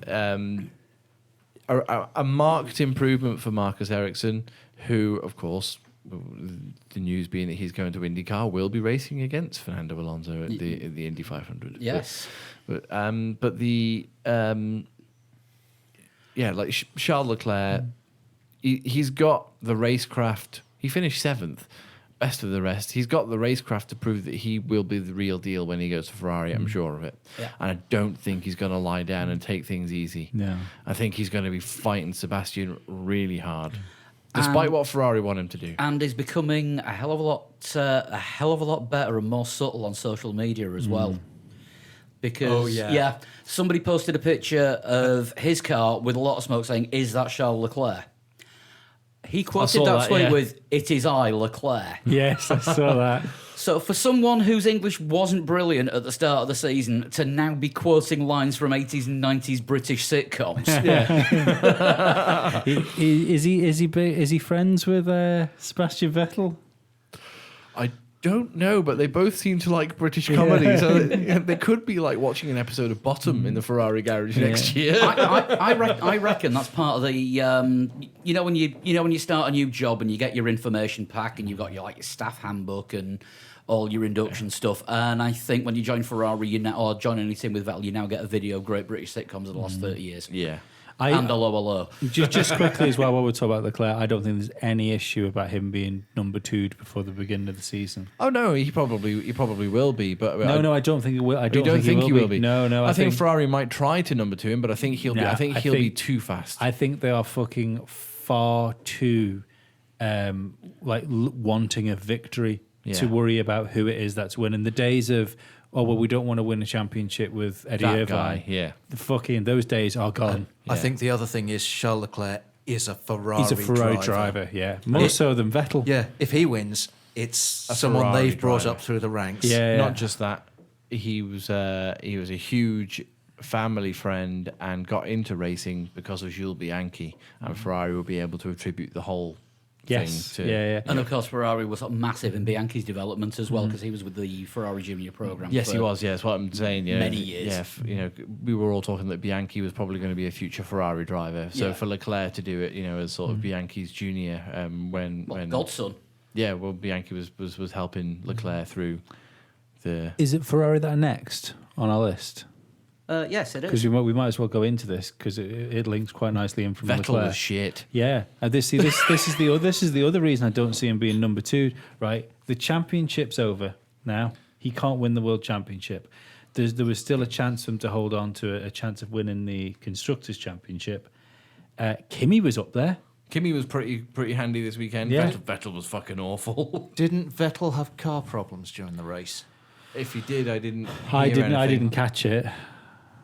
But yeah, Kimi was, as you say, Kimi was on it, and Arriva Bene actually we saw the pit wall thing, didn't we? Switching them over. the hand gesture, switch Yeah. them. Kimi's faster. That was a big decision, considering that Kimi's off at the end of the year as well. Yeah, exactly. Yeah. I'm still standing by this that Kimi is going to do 1 year in Sauber. Did Vettel have problems? Vettel did have problems. He said But he was, a he, was, bit change. What? he was struggling to drive even on the straights. Struggling to drive. Yeah. Fast. The car was difficult, and I even struggled to drive on the straights. Race driver excuses. The car was difficult. Is race driver excuses. So yeah, it wasn't actually Yeah. a problem that's been diagnosed. No. Like a misfiring piston or anything like that. And there was clearly nothing. Oh, sorry, I shouldn't say there's nothing wrong with the car, but because I don't know. But let's not forget that Vettel's engineer radioed in and asked Vettel to drive faster. Yeah, and can Vettel you go said, a bit faster? I can't go any faster. I'm going as fast as I can. Yeah. And but I mean that it was quite telling. Well, you must have seen it as well. The Arriva Bene Yeah, the- hand yeah. gesture, the switcheroo. Yeah. Switch them, very Italian. Yeah. But It's very baseball. Yeah, well, Yeah, and then the tap on the shoulder to Kimi's race engineer afterwards. yeah. Yeah. I I still- wonder how much of that was Kimi on the radio going faster than him, let me through, I stand by this. This is my bold prediction: is that Kimi is going to do 1 year in Sauber, and come back. and Vettel is going to get battered by Charles Leclerc next year and leave Ferrari, and Kimi goes back to Sauber, and that's why Kimi has a 2-year deal for Sauber. Because he goes back to Ferrari. Yeah, he's in there as an insurance policy. Yeah. Yeah, it's not, which is. He's their button, but they found a seat for him. So, congratulations, Sebastian Vettel, Super GT Champion 2020. Also, just quickly, I know this has gone back a little bit because of Marcus Ericsson, but if anything, what Marcus Ericsson going to IndyCar has properly proven that there is just a massive, big, fucking wide open door if you're a Formula One driver wanting to go to IndyCar. Yeah, exactly. Yeah. I mean, Ericsson's been in Formula One for, what is it, 5-6 years now? Alonso's bringing his own car. Yeah. Yeah, there is that. So is it Red Bull up next? Yes, it is. Danny Rick, great drive. Almost my driver of the day. I think that was the best drive of Yeah. the day. I know Max Verstappen won official driver of the day. I think part of that was probably the sympathy vote after what happened with Ocon. Yeah. And because he looked like he was going to win the race in a Red Bull in a straight fight. And he started. it was a great drive, but Yeah, it wasn't coming from 11th to almost get on the podium. Yeah, 5th place to first is impressive, really Yeah, impressive. yeah. But Danny Rick, admittedly, I think he probably I agree with Lee. Did a stronger drive coming from 11th to like passing Bottas, The only issue, hassling Raikkonen, who we've just said how impressive Raikkonen was, hassling Raikkonen right at the front of the. Of the race, there was only 5 seconds between them at the end, less than I that think it was less than that. I think it was closer to about 3. between the top Da- 4. Oh, between Danny Rick was 5.193 seconds behind the winner, Lewis Hamilton. Yeah, so 5 seconds behind. Yeah, so that's it. That's yeah. really special. Sorry, I thought you meant the gap between Ricciardo and Raikkonen, which was 0.4. Yeah. The only difference I would say why I think maybe Daniel Ricciardo could have done better. I think in the same position, I don't believe Max Verstappen would have been stuck behind Bottas so long. I think Mr. Verstappen would have muscled away past. Yeah, earlier. Ricardo's a bit more. That's the thing. Ricardo's a bit more calculated. It's clean, isn't it? it's cleaner overtakes, and that's why, in my personal opinion, there's more chance of Ricardo being a world champion if he had a decent car than there is Max Verstappen. Well, Ricardo's overtaking style is brake as late as possible, But it's always clean. Get it onto the corner, and yeah, like you say, it's always clean. Whereas He always announces his arrival. He's Yeah. he. That being said, like he is the best overtaker, like on the grid. Verstappen will go for a gap that may or may not be there. Sometimes it works, sometimes it doesn't. There might be a bit of scuff on the wheels, but I'll try my best to get in front of that guy. With Danny Rick, when he makes a move, that's because he's seen that he can make that move, and Yeah. he knows exactly what he's got Was to do it to make it. Ricardo passing Bottas? Was it, or was he? But yeah, when he passed Bottas, it looked like Bottas was going to take the plates back. And then he just backed off. Yeah. Yeah, exactly. And then, but then they had a bit of a scuffle again. That they pursued turns 4 because Bottas then had the DRS. I'd point out Bottas backed off on the second part of the S because if he'd gone for it, they'd have had the same accident that Ocon and Verstappen had. Yeah. which is maturity of Valtteri Bottas, Yes. saying I've lost that position. Yeah, saying I'd rather finish Fifth, rather finish 5th than 11th. not at all. Yeah, Yeah. exactly. Yeah. Oh, hang on. That just for the record, in a few people time, I'm not going to be praising Valtteri Bottas. Yeah. I was a bit confused by Danny Rick's penalty because it was a new turbo, but he got 5 places. I thought that was I thought it was meant to be 10. Isn't it per component? Because isn't it like if you replace the It wasn't the full power Yeah, unit. No, yeah. but I thought it was 10 places for each component. Or am I wrong in No, that? because I think you can I don't replace know. like something within the structure of the engine, for example, but without breaking the seal. You But can this was replace breaking the part. seal because it was an entirely new turbocharger, which is one of the restricted components, which is why you got the 5-place penalty. Maybe it's a case that in most circumstances you have to replace like the turbo and the something. Or maybe they looked at how sad he looked last week and said, we don't want to see that again. It was Oh. also the FIA that broke it. Well, not the FIA, but It was, a it was the Marshall. marshals that broke it by pointing fire extinguishers up the exhaust pipe, and then the foam set in the turbo. I don't know if that would make any difference to a penalty because if that made difference to the penalty because the marshals broke the car, then I'd suggest that he wouldn't have got a penalty at all, not just Yeah. a lenient one. Yeah. But yeah, I just thought it was 10 places for each component. Yeah, because he broke the rules, didn't he, at the very beginning of FP1, Danny Ricciardo. Did he? Did he not come out super early? Oh yeah, he was sat at the end of the pit lane for 10 minutes because he knew by that point he was getting a penalty. Yeah. But that is because of the way that the penalty system works, where You get out first. you get out first, you go to the front of the queue of people that have got the same number of grid penalties as you. So he did an installation lap and came straight back in. Yeah. Which is what everyone does at the start of FP1 anyway. Yeah. But he was sat at the end of the pit lane for 10 minutes before the lights went green. I do hope they sort these penalties out when they're in the rule shuffle happens for 2021. Ross Brawn has said they're trying really hard to work out a fairer system for penalties. Yeah, surely the answer's constructors' points. Yeah, penalise the team, don't penalise the driver. Yeah. Unless it can be proved that it was something that the driver did Yeah, to yeah. Yeah, break if the the driver crashes and breaks a gearbox, clips the wall in Singapore, and the drive shaft goes No, through the gearbox. I think it should just be a blanket thing that like mechanical components are the team's responsibility. Driver etiquette is the driver's responsibility when it Yeah. comes to penalties. I suppose so. Yeah. Just having a clean line, it means it's not muddled up. It means it's Yeah. not convoluted. And even if it's Black the and white, driver no who's grey hit the areas. wall and broken the engine, well, the team should have hired a better driver, shouldn't they? Yes. Are you listening, Mr. Haas? right, that just leaves Mercedes. And on to Lee's point, which I know he's going to make about Valtteri He Bottas does not being deserve to fifth. be in that fucking car. So should Ocon be in it next season? No. I don't know. George Russell should have been promoted straight to the main Mercedes team. Stoffel Van Dorn. Yeah, possibly. I think Bottas was given the job of driving defensively. I don't think he was capable of going quicker. Because He they was asked to hold up Ricardo. only at one point. Before that, when was it Kimi that was behind him at one point? Oh yeah, probably. It Yeah, was it well, like- yeah, no, I mean, well, like, they went into early turn in the one and race. one for P1 and 2, didn't they? But when Max and Lewis were scampering off into the distance, he had a massive wear line on his tyres where he'd already fucking cooked his tyres. And I just don't think he was capable of going quicker than he did that weekend. No, Wehrlein's going to No. Yeah, but the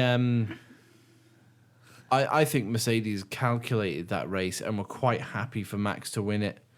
I think they calculated that race to make sure Ferrari weren't ahead of them. And when the Red Bulls got in the mix, they were just like, Oh, yeah. "Oh, that's- fair enough. No, the but Red that- Bulls but are what- in a run. So long as we finish ahead of both Ferraris, that's fine." But don't forget, he did try and race Lewis as well, and it just didn't work, and then he was gone. You know, he tried to get past Valtteri, Lewis. yeah.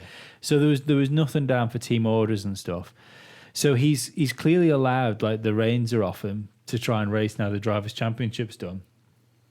But he was just nowhere fucking near him.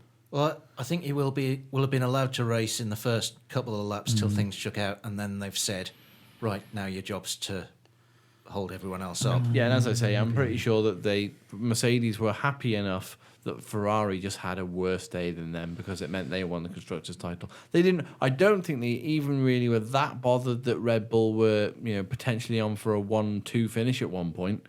There's just so long as they kept Ferrari behind them in that race. That's all that mattered.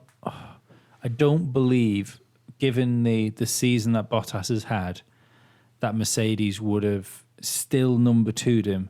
Now Lewis is world champion, because what that's going to do for them going into next year. To be perfectly honest, they need Bottas to do a Rosberg. They needed him to win the last 2 races to pick himself up going into next season. He still looks like a broken man. He doesn't look like he deserves to be in a top team. I don't. He's even in danger of finishing 5th in the Drivers' Yeah. Championship. There's only 3 points between Bottas and Verstappen now. Yeah. I mean, let's face it, like, Kimi has been much better than Bottas this year. For consistency. And again, I'm fucking saying it again, Kimi's been better than Seb at points this year. No, but I can't believe I'm going to say this again. The guy that I now think might be Formula One's best pundit, Mr. Julian Palmer. Quote of the weekend from him coming up. Yeah. Like, he turned around when he was talking about Bottas. Fucking hell, where is my fucking head today? Where's it gone? I don't know. Fuck it. Palmer said something about Bottas. Yeah, I've forgotten where his thing was. I'll remember in a second. Carry on. The best thing I heard Julian Palmer say this weekend was at the start of FP1 when they were talking about drivers being able to adapt to changing conditions that they always get in Brazil. And he just came out with a very subtle, there's lots of differing intelligence levels up and down the grid. Yes. Yeah. Yeah, that is true. Has it come back to you yet? Don't try and blame the dead hour on me then. No, I'll edit some sort of clanking cog noises in. Yeah, I don't understand, like, what Bottas is going to do moving forward. So the Drivers' Championship is Hamilton, Vettel, Raikkonen. Raikkonen in 3rd, 251 points. Bottas in 4th, 237. Verstappen. So he's 4th. Verstappen in 5th on 234. So he's 4th, possibly 5th. Can Ricciardo catch him and pass him? Sorry. No, Ricciardo's on 158. He's 6th. I just remembered what the point Palmer pointed out was. He said with Vettel and Kimi ahead of him, it's not Mercedes that have won the Constructors' World Championship. Lewis Hamilton has won the Constructors' World Championship this year. We've seen that before, haven't we? Yeah. With drivers winning the Constructors' Championship for their teams. But yeah, Or in the case of McLaren in 2008, Kovalainen losing the Constructors' Championship for them. Yeah, I absolutely. must say as well, it does show that the idea of Lewis switching off now he's won the World Championship, and that it was right what we were sort of suggesting last year, that this is a different Lewis Hamilton. Dan called Dan, it. you called it. It was just the last few races where the championship was up for grabs, and he was so relaxed. He's got his head in the right place. I will be pretty surprised if he doesn't win next year. I think he's come over the crest of the hill. Not like literally over the hill. I think he's come over the crest of a hill, and he's looking down, and he's like, I could see Michael Schumacher's records. I think you're right. Yeah. He more or less said that this week. He said that Schumacher's records are attainable. Yeah. I could see 91 race wins. What's he on now? 82 race wins. He's on 82 poles now, something ridiculous like that. 73 race wins. He's 18 away or something. Would you not remember when he equaled Ayrton Senna for World Championships? He said like the day he won the World Championship in the pit lane, when they asked how it felt, he said it was to equal his hero. He said it's just really bizarre. He said I actually don't know what I do from here. As far as there. And then the year after, he lost it to Rosberg. Yeah. To Rosberg. And I think that's the best thing that ever happened to Lewis Hamilton, weirdly. Probably. But I can't help but feel that he needed that lost year to refocus himself. And think, right, okay, I did that. Now it's time for me to leave the sport with a legacy. Yeah. 72 wins, 133 podiums, and 82 pole positions. 82 pole, that's just mental, isn't it? Yeah. Which 82 pole positions from 228 starts. Yeah. And what was it? Something like that. That was the 99th race of the turbo hybrid era, and Lewis Hamilton's won 50 of them. Yeah. So no matter what happens in Abu Dhabi, at the end of the season, Hamilton has won half of all the races in the last 5 seasons. Just a quick one. If Lewis Hamilton, 5. if Lewis Hamilton was to leave Mercedes for 2021 and to go to Ferrari, because I still don't believe he's going to retire from Formula One without driving for Ferrari. Would he be the first driver to win World Championships for 3 separate constructors? No, Juan Manuel Fangio won for Maserati, Alfa Romeo, I think, and Mercedes. Right. Okay. I think. You're gonna make me So that's another record he could take. He could equal it. But But he's always been Fangio's second championship was won for Maserati and Mercedes. drove for both teams. Yeah. It's interesting. Actually, Alfa Romeo, Maserati, Mercedes, and Ferrari. All right. 4 then. 4. 5 championships in 4 cars. Yeah. But I can see Lewis leaving Mercedes at the beginning. I suppose it depends what people are saying, but Yeah. We'll see. It depends what's on the table, not just in terms of money, but rule in terms of- regulations and stuff. Yeah. You've got a Does man the there. car look better? Does it suit what he wants to do with his life better? Yeah, you got a man there who wants to be at the front there all the time, Yeah. right up until Well, I think you've got an entire grid who want to be right at the front all the time. But you know he can do it. Yeah. He knows he can do it, and with this strange sort of mental attitude that he's got now, because we've seen pissy Lewis, haven't we? Young Lewis was pissy Lewis. Yeah. And the way he was talking to Max Verstappen in the cool-down room, it was almost like he was talking to like a younger version of himself. Like, no, don't do that. Because Do you not think that's slightly psychological? I don't think that he was. This is what I think is weird about him saying, "Oh yeah, well, you should have hung back." He's telling the young upstart guy, "Yeah, you should probably drive a little bit slower." No, I don't think so. I think it's I don't think it's guidance. I think it's him. It's him being the elder statesman. Like, look, I'm the man around here, and you should probably listen to me. Yeah, no doubt that it's that. But I don't think he's trying to outfox Verstappen unless he genuinely believes Verstappen's a contender for next year. Oh, I don't know if he thinks he's a contender for next year, but I think he thinks he might be a contender in the future. He's got to be more consistent there. Yeah, absolutely. There's always a faster gun. Hey, well, the thing is, I mean, I'm not stupid as well. There was definitely a time when we said this about Lewis Hamilton. Yeah. When he was crashy Lewis. Yeah. But difference is Lewis nearly won a world championship in his first year and then won it in his second year. So, and we did say, will he ever win another championship? Turns out he did all right, actually. Yeah, he did okay. He had a few wilderness years. Yeah.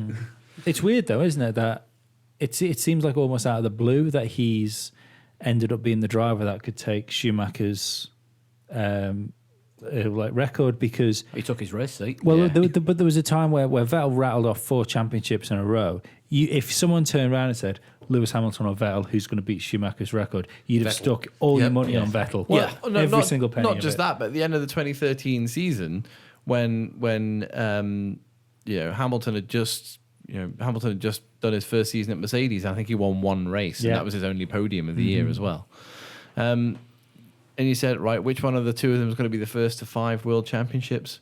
You'd be like, oh. Yeah. Do you know what I mean? You'd be like, that's a stupid question. Well, the thing was, clearly not Lewis Hamilton. when Vettel went to Ferrari, it's like, oh god, it's going to be the Schumacher thing all over again. But this time, it's somebody who's already won the last 4. yeah. Would you like some nice tasting glass with that comment? Exactly. Yeah, but you wouldn't, wouldn't you? It still feels to me like yesterday when that moment in Singapore when Lewis was leading in the McLaren and his car went bang on him and he got out the car and he just looked at it. Yeah. And he looked at it and then he dropped his head and he walked off shaking. I remember thinking at the time, that's not a happy Lewis Hamilton. I wonder if he'll leave McLaren. And I thought, no, he won't leave McLaren. Yeah. And then like the next week or 2 weeks after, it was just like it was announced that he was going to Mercedes. It was just like, what? Yeah, it was a crazy call. But I remember thinking with Schumacher when Schumacher retired, or when he even got his 7th world championship, he thought to himself, "Well, I will never see that be broken. That record." Yeah. And there's, it's not just the fact that it might be broken. There's a realistic chance that before the new regulations are done, we'll see it equaled. Because that's what it'll take, won't it? So you can equal it by 2020. If the new regulations come in. If 2021 doesn't happen in 2023. 2021 has to happen in 2021 because that's how numbers work. Yeah, but the regulations. Come on, man. So why was there only one shark in Jaws 2? No, but seriously, like 2021's rule regulations have to come in because otherwise Formula One is going to find itself on the back foot and looking old. Yeah. Yeah. Yeah, I think it does need. It does need. I won't say a complete reboot, but No, but it reminds me of, and it's a strange comparison, it reminds me of snooker before Barry Hearn took over. I don't know what you're talking about. So No, okay. It's a game Yeah. where there's a big table and you put lots of balls across the table. that's not important right now. Well, no, I vaguely understand snooker. Before you know Barry Hearn, don't you, the promoter? Yeah, vaguely. Well, snooker was like declining in audiences.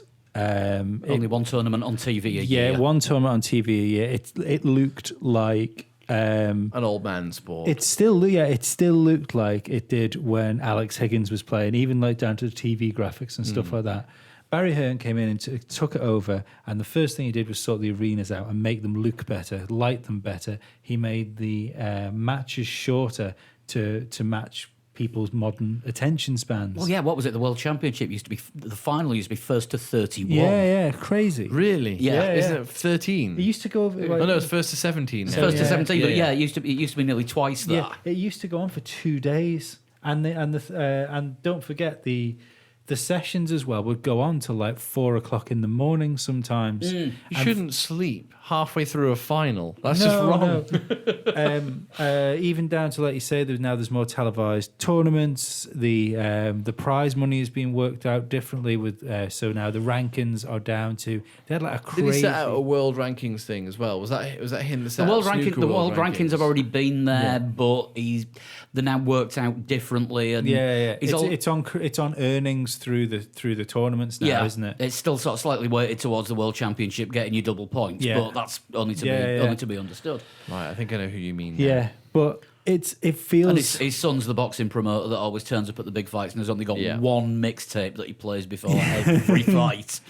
Yeah, but it feels like a similar thing where you've had a guy in who is an aging promoter that had hold of something, and not that Barry Hearn's any spring chicken, but But he was springier and chickenier at the time. yeah, but it feels like somebody needs to come in and go, right, fucking, let's get this shit sorted out. The only issue I have, and as much as I love Ross Brawn for what he's done and respect him, for everything he's done for the sport, I still can't grasp having an old person come in to take an old person's job to try and modernise a sport. I still think Ross Brawn's in there because it's better for him to be on the inside of Formula One making the rules because he was always the expert at stretching them.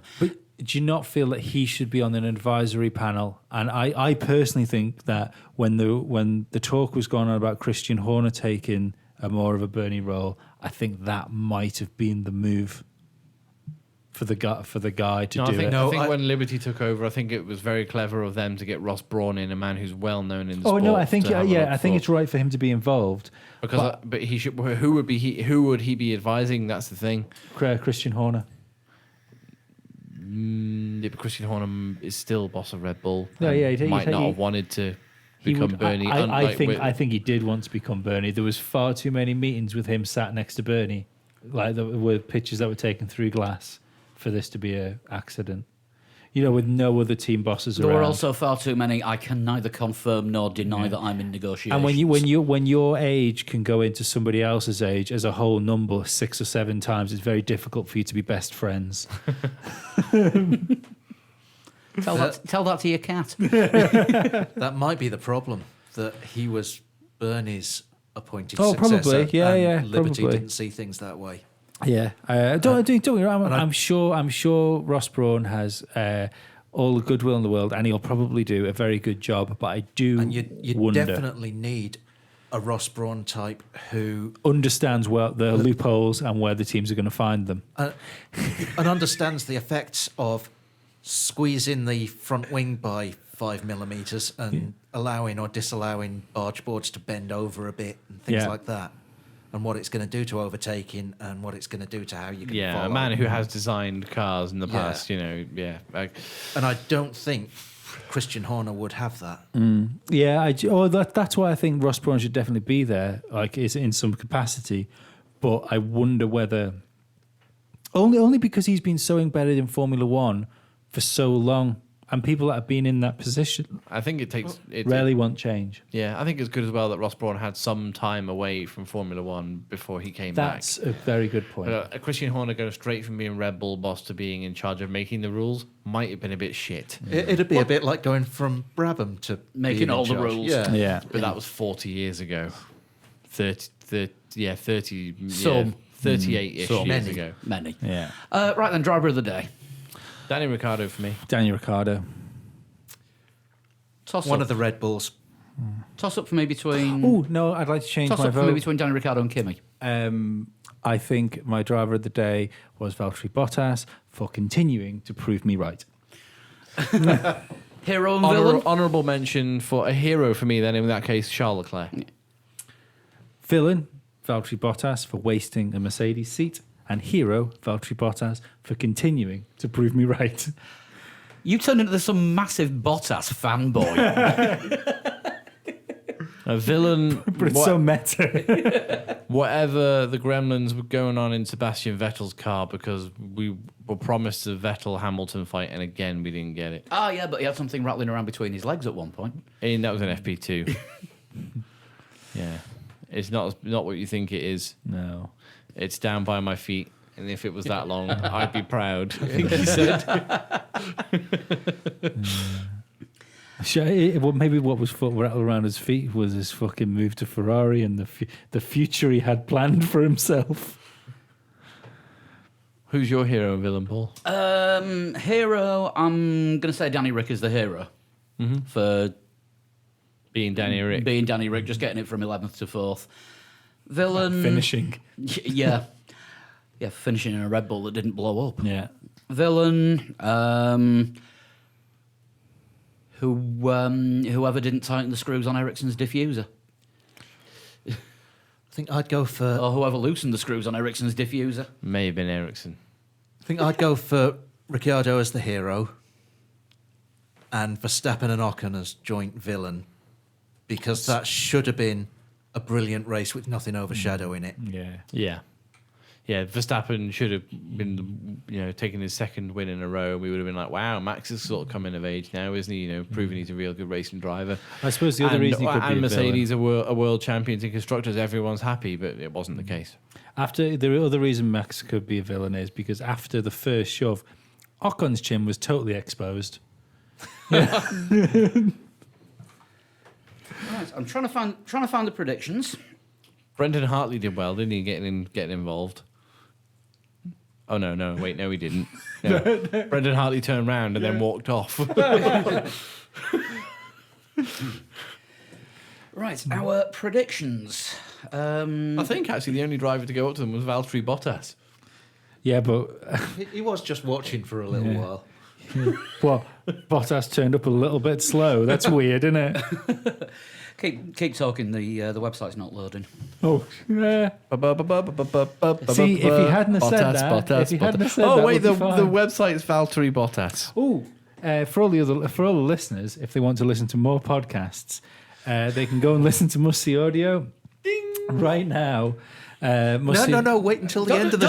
Don't do it right now. podcast. We've still got the news and the games. Yeah, Musty Audio of no people turn off for that, so I want this in now.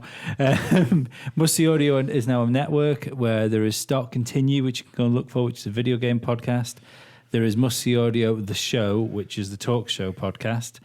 And there's a Patreon with like loads of other extra shows. So just search Musty Audio and go and check it But out. of course, the main Patreon show that you need to look for is our Patreon show, They need all patreon.com/3 of legs them. 4 wheels, where it was a good one this week.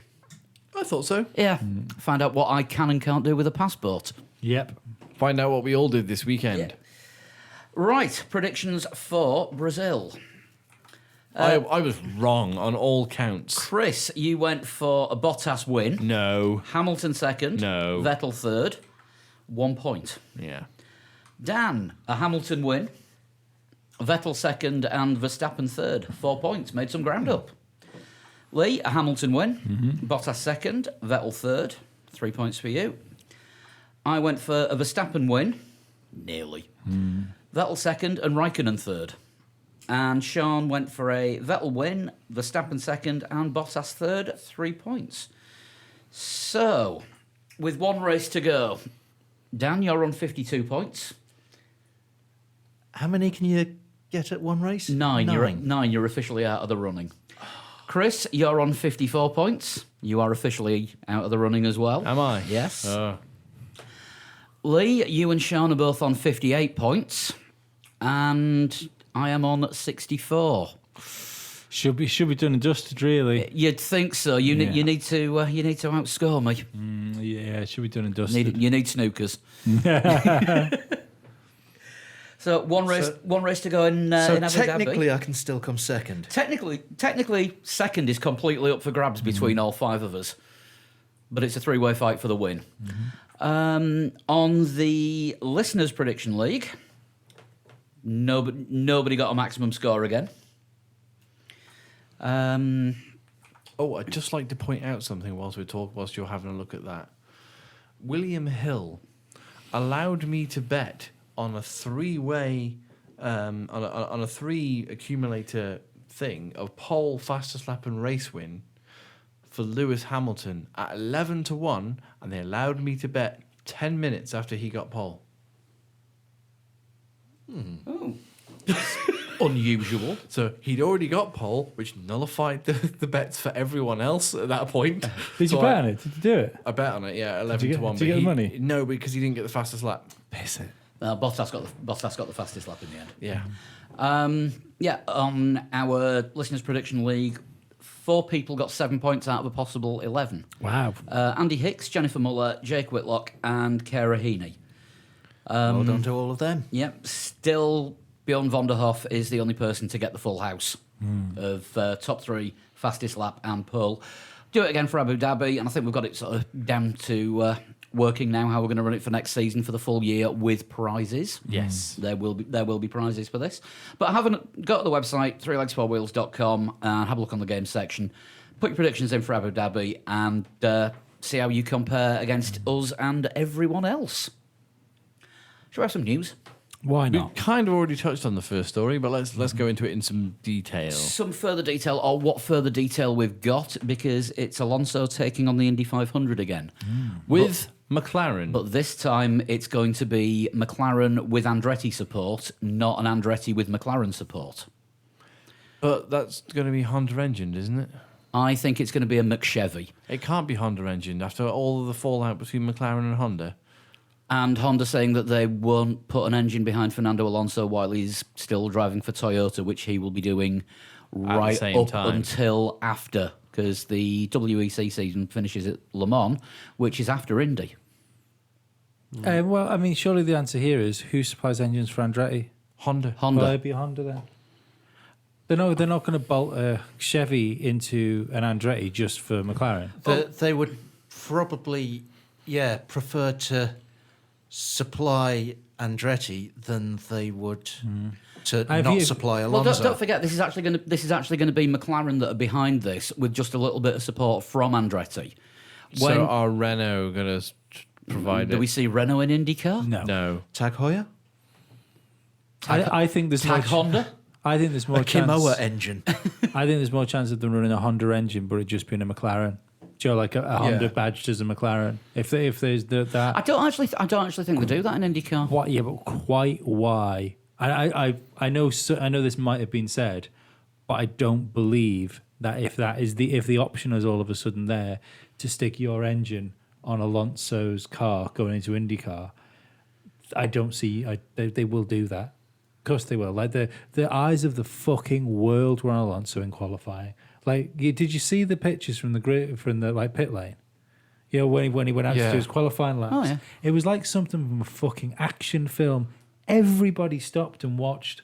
It was crazy. Yeah. And I don't believe anyone with a brand would not want to stick their name upon that car. It's going to turn. The Indianapolis is going to turn into the Alonso show again this year. Yeah, Isn't it? of course. Oh yeah, will. completely. Yeah. Marcus Ericsson will win it. That would be highly amusing. Or Max Chilton. That would be high strangeness. He nearly won it. Was it last year or the year before? It was, Yeah, it was the year before when Alonso was Yeah. in it. Yeah. It was leading with about 12 laps left, but then had to make another pit stop. Yeah. So Takuma Sato won. So yeah,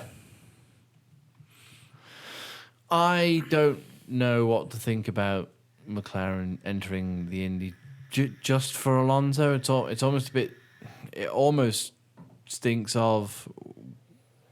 He's just going to hang about a bit. Do you know what I mean? Like, I still think there's a chance of him coming back into Formula One with McLaren if they can get the shit together. I think this is the ultimate in him leaving his options open, because if this works Yeah. out to be a success, and McLaren on the F1 side don't improve as much as he wants them to improve in 2019, then there'll be a McLaren entry in the whole Indy season with Alonso driving. I don't think Alonso cares about winning the Indy Championship. he cares about the Triple Crown. Yeah, he cares Yeah. about the Triple Crown. I think if he cared about winning the Indy World Championship, he would be driving in an Indy car all next year. I think next year is just going to be one-off guest appearances in anything and everything. Probably see him doing Dakar or something. Still think there's a chance of ending up in a Formula E car for the whole Formula E season next year. I think he'll be doing a championship, like a proper championship in something. But he's WEC right up until Yeah, June. but I mean, he's still in that, isn't he? He said that's something he's doing right now. But I think there'll be something else he'll do. Oh, it's the 8 hours of Shanghai this weekend, which most of it's on Eurosport, but they're cutting away for an hour for the Macau F3 race. I find it massively interesting Anyone that interesting? he's still under the McLaren banner. I also find it interesting that Sergio Sette Camara has joined the McLaren McLaren family. Yeah. Well-timed announcement.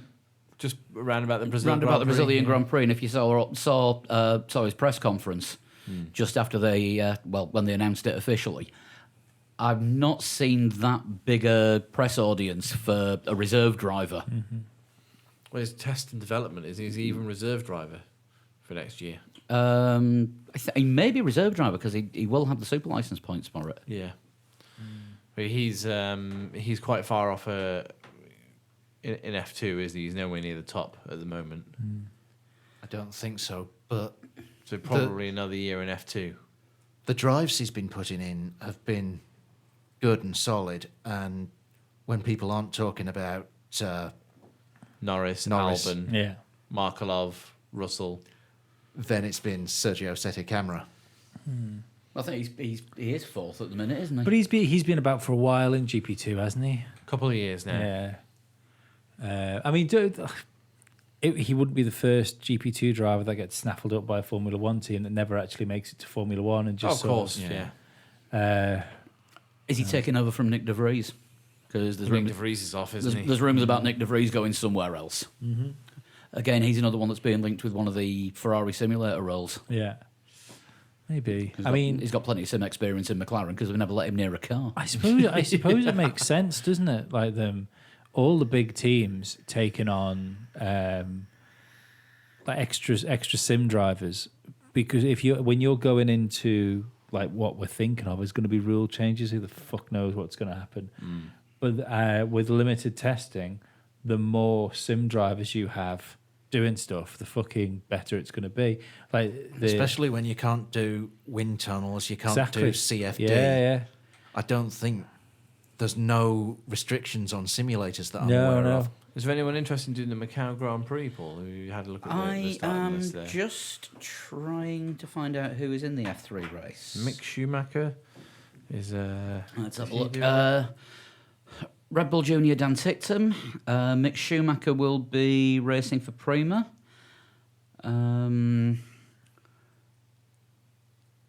Alex Palau, who is usually mentioned with moving up to F2 or GP3 or F3. Harry Newey. Callum Islet's going to be racing as well. Oh, Callum Islet. Jake Hughes, there's a name that's not cropped up for a few months. Can't see any of the newies in there. There is an Ericsson. There's a Sato. Oh no, that's all the crashes, isn't it? No. Oh, Ericsson. Joel Ericsson is the younger brother of racing driver Jimmy Ericsson, who raced in the 2016 GP2 season. This is an Ericsson with a K, not a C. Yes. Yeah.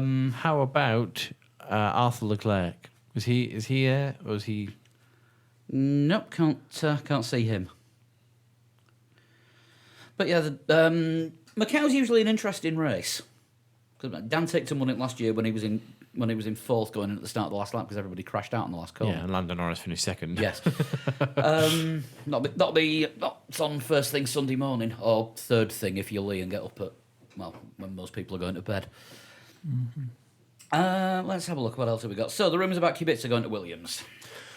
Well, Automotive Sports say that is practically a done deal with only a few little things to sort out. Shall we pause for a second for the drop-in?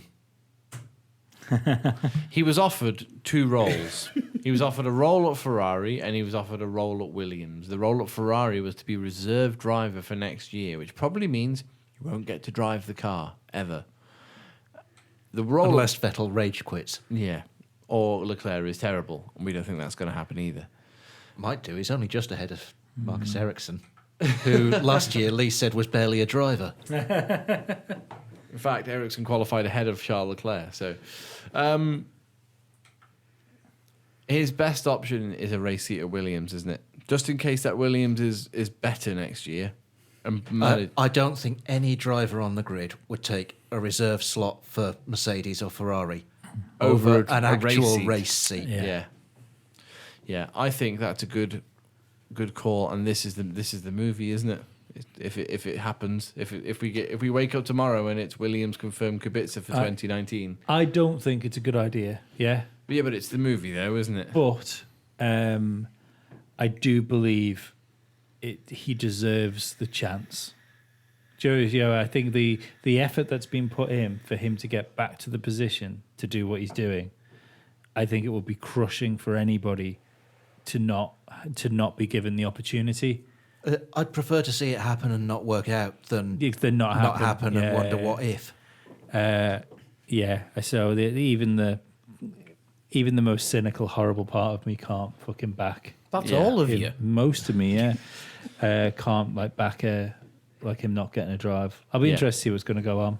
Yeah, we know he can drive. We know he can put fast laps in. We know he can do it over the course of a Grand Prix. He's done it in testing. He did two.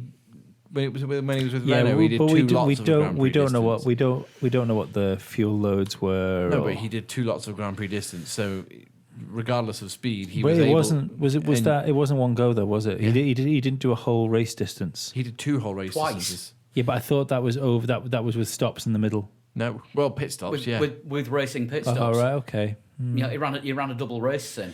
Yeah. And my only question over Robert Kubica is what happens if he gets into a racing situation, much like the two Renaults were this weekend in Brazil, where they were side by side. Is he able to put the input into the steering wheel at such reactions? He can drive a car around a circuit. That's not a problem. It's drive-by wire. They can alter the force on there. I think he's got the capabilities to do it. I want to see him back. Don't get me wrong. I'm not saying, oh, let's not do this because he's injured.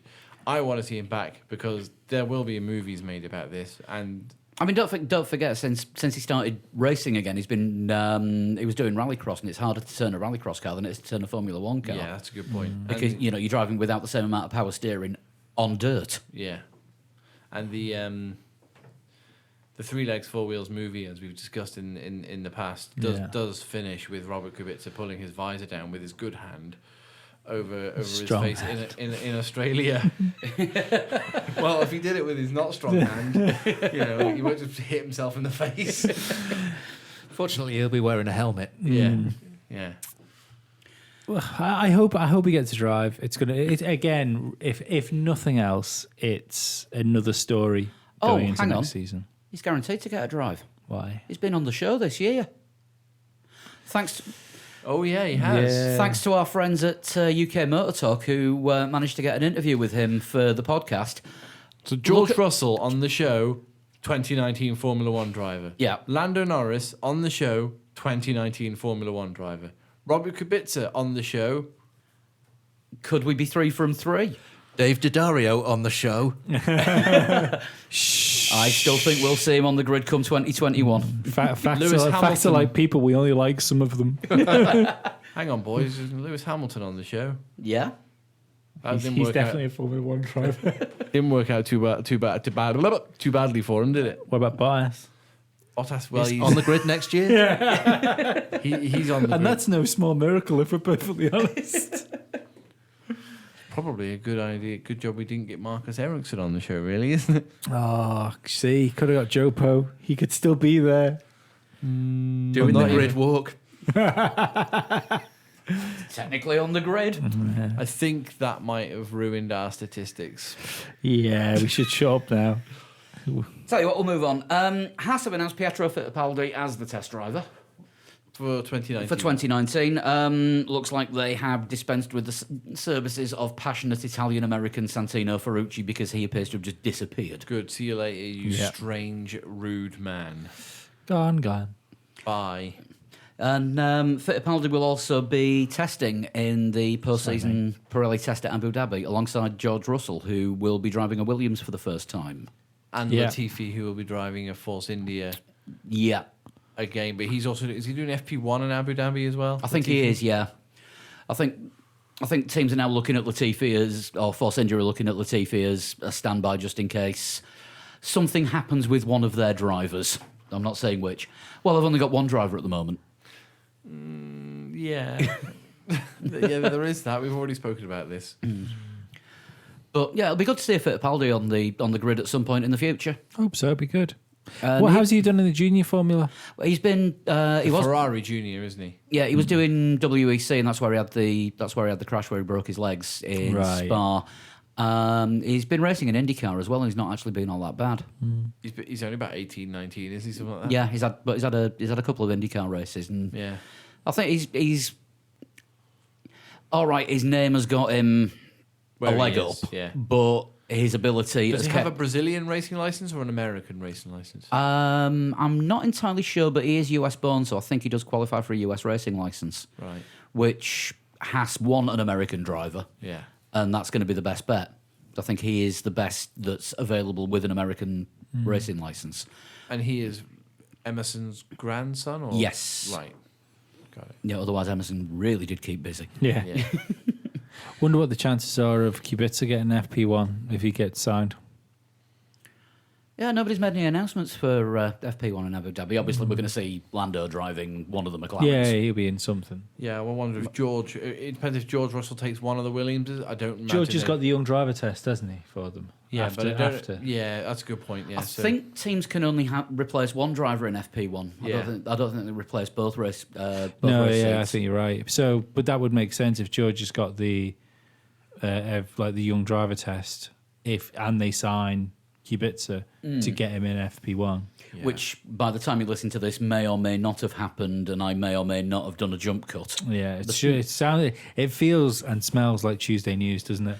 It's got it all over. As of Although the Kubica news, he's been about to sign for about 6 months. I didn't say what Tuesday. well, this time last year it was are Renault going to announce him? Yes, Tuesday, yeah. the 24th of October. Lousy smarch weather. October has been and gone. Actually, That just leaves one thing, which actually two things. We mentioned it briefly, and they're both about World Championships. Jenson Button, Super GT champion. Woo! He's still got it. Yep. Even if you can only watch 3 minutes worth of highlights via YouTube, you can still see that he's still got it. I'm hoping. I think you can watch it live as well on YouTube. Can't you? Congratulations, Jenson Button and his unpronounceable named teammate. Dave. Yeah, I still hope he'll end up going to do something like Formula E or something. Be nice to see him back in a. Well, Super GT is merging with DTM next year, so we could actually see him racing. Super GTM. Yeah, great. Another spot nobody knows how to watch. Well, I would say it's on Motors TV, but Motorsport TV, but that's now shut down. Yeah. So it's on a channel somewhere. yeah. I wonder why the phone was ringing earlier. It's Schrodinger's- probably Scarbs looking for a job. So I don't know. I mean, if you see Jenson Button's in DTM next year, there might actually be British coverage of it. Schrodinger's racing series. It's both And Gary on Paffett. television and off television at the same time. And Gary Paffett's going to Formula E. Gary isn't he? Paffett's in Formula E alongside Stoffel Stoffel Van Dorn. at the HWA home for McLaren, not quite. Yeah, home from McLaren, not quite. Yeah. And then, of course, there is one other World Championship to talk about, Chris. There is. Niall Slim Drew sponsors a car driven by his mate Ricey, who has won the Rookie Banger World Championship. So well done to regular listener and contributor to the podcast, Niall Slim Drew. You are essentially Dieter Zetsche for Mercedes with your mate's banger car because it's got your company's name I on it. can't help but feel that for impact, maybe we should have led with this rather than saying it was after the Jenson Button winning something. I think it should have been. But you think it should have been the top story and opened the podcast with it? I did actually suggest that. I thought we should have opened the podcast with this because it's big news. Oh, yeah, and there was the other matter of Mercedes winning the Constructors' Championship as well. But That's less important Yeah. than one of our listeners Yeah, they've done that playing before. their part in a world championship. yeah. I think that is all the news that we've got as of 11 o'clock on Monday night. So if there are any jump cuts, you'll have heard my voice with a completely different reverb behind it because I'll be Yeah. using a different mic in a different room. And if you heard that, ignore everything we just said, apart from the Niall Drew thing, of course. Our analysis was probably spot on, or maybe not. Maybe. Schrodinger's podcast. Yes. Barring future jump cuts, shall we total shunt it and go to bed? Yes. Yeah, I let's think do that. I think it should However- be total shunt time. However, minus the guitar, given the news that Stan Lee died today, I'm going to bring back the Total Shunt theme tune for one night only. I'm going to drum on my chest because I don't have a guitar. Total Shunt, Total Shunt. Everybody, it's a Total Shunt. Stanley's dead. This is a tribute. Everybody, time for Total Shunt. Look out. It's time for Total Shunt. I should get a little clip of Stan Lee in there just so he gets to do another cameo. Yeah, do it. Or I might have already done it. Or you might have already done it. Yeah. I was going to say, how could we visually put him in on the podcast, but that won't work. No. This week's is in from Nick People. I wonder if that's his real surname. Nick People? Yeah. As in, like, people? Yeah. Oh, okay. I hope he's got like a small following. It's like, you, come with me. You look like a Nick People. Is Nick people his name or what he does? Yeah, he's a policeman. It sounds like a fake name, like Hugh Mann. It does. Yeah. Either way, he's managed to get himself on a total shunt. Well done, Nick. Thanks, Nick. Yeah. Sorry about your name. We'll say thanks for now. I hope he's not like a people murderer. Maybe he's like a Fritz. He's a real people person. Like a Fritz. No, that'd be calling him. Fritzl Surely his Nick name then people. would be Kid Napper. That's his Worst rapper ever. I was born Yes. in 1962. 50 something. 56. My first international race appearance was at the 1982, the Year of Champions, 24 Hour of Le Mans, although I was not allowed to complete due to an illegal car. Okay. In modern day, I am recognised more for my role as a team owner rather than a driver. Now, bearing in mind for a car to be illegal back in 1982, it probably had a rocket on the back of it. Had guns. Are you Fred Nasser? So a team owner Team rather owner. than known as a team owner rather than a racing driver. What would you say, 56? Born in 62? Yeah. Who's roughly 56 years old and owns a racing team, not necessarily a Formula One team. Gene Haas? No, known for his 'cause- milling and No, because machining. he's an engineer And started with American series, so probably Yeah. wouldn't have started with Le Mans. I was going to go down the Toto Wolff route, but I wouldn't call him a team owner. How about I also wouldn't call him 56. I don't know how old he is. He's somewhere between 40 and 60. I was going to say Fred Vasseur, but again, team boss, not team owner. Team principal. Peter Sauber's too old. He's Peter Sauber's in his 70s. yeah. Knocking on the door of 80, I think. Peter Sauber. 56, that's too young for Flavio Briatore. Yeah. Um, Mateschitz owns both the Red Bull teams. He's but in 82, he was a toothpaste salesman. okay. Working as a waitress in a cocktail bar. I was that working wasn't- as a toothpaste sales. That was number one on New Year's Day 1982. Was it? Yes. When I met you, Towards you Graham rolled Loudon. me up and squeezed me out. I don't know. Possibly about the right age. How old's who? Sorry, Graham Graham Loudon. Loudon of Manor Yeah. fame. Yeah, Won't you drive me? You know that I won't believe you when you say that you won't ride Can I tell me. you? Can I tell you a funny story about that song? It came on last week on a random Spotify playlist when we were working in an empty house, a new build, and a colleague of mine started singing "Don't You Worry, Baby." And I was like, well, "No, stop." Words. Yeah. So I said, "What are you doing?" He said, "Singing the song." I'm like, "Sing the right words." He says, like, "That is the words. Listen." I'm like, "No." He's like, "Come here." I unlocked his phone and went, "Look, what's the song called?" Funny enough, for this conversation, I saw a fucking great advert the other day. You know how they have adverts on Plex if you just like a basic subscriber to Yeah. this thing, and it was for like a Shazam type thing. Right, okay. And the advert had the name of this company. Said, if you still think the lyrics are "Hold Me Closer, Tiny Tiger," you should probably click this link. Everyone knows it's Hold Me Closer, Tony Danza. See the headlights on the highway. I'd like a guess. I think you're onto something with Graham Loudon. Graham Loudon might be a good shout because Yeah. he manages Yeah. WEC, still team manager, isn't he?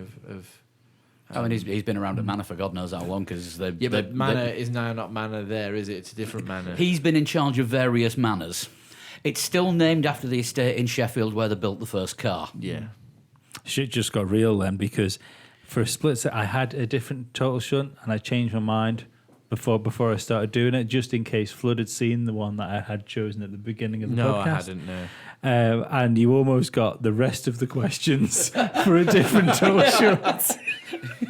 That would have been challenging. Yeah, it would have been. Yeah. I have raced against my father, acted as his teammate for a number of years.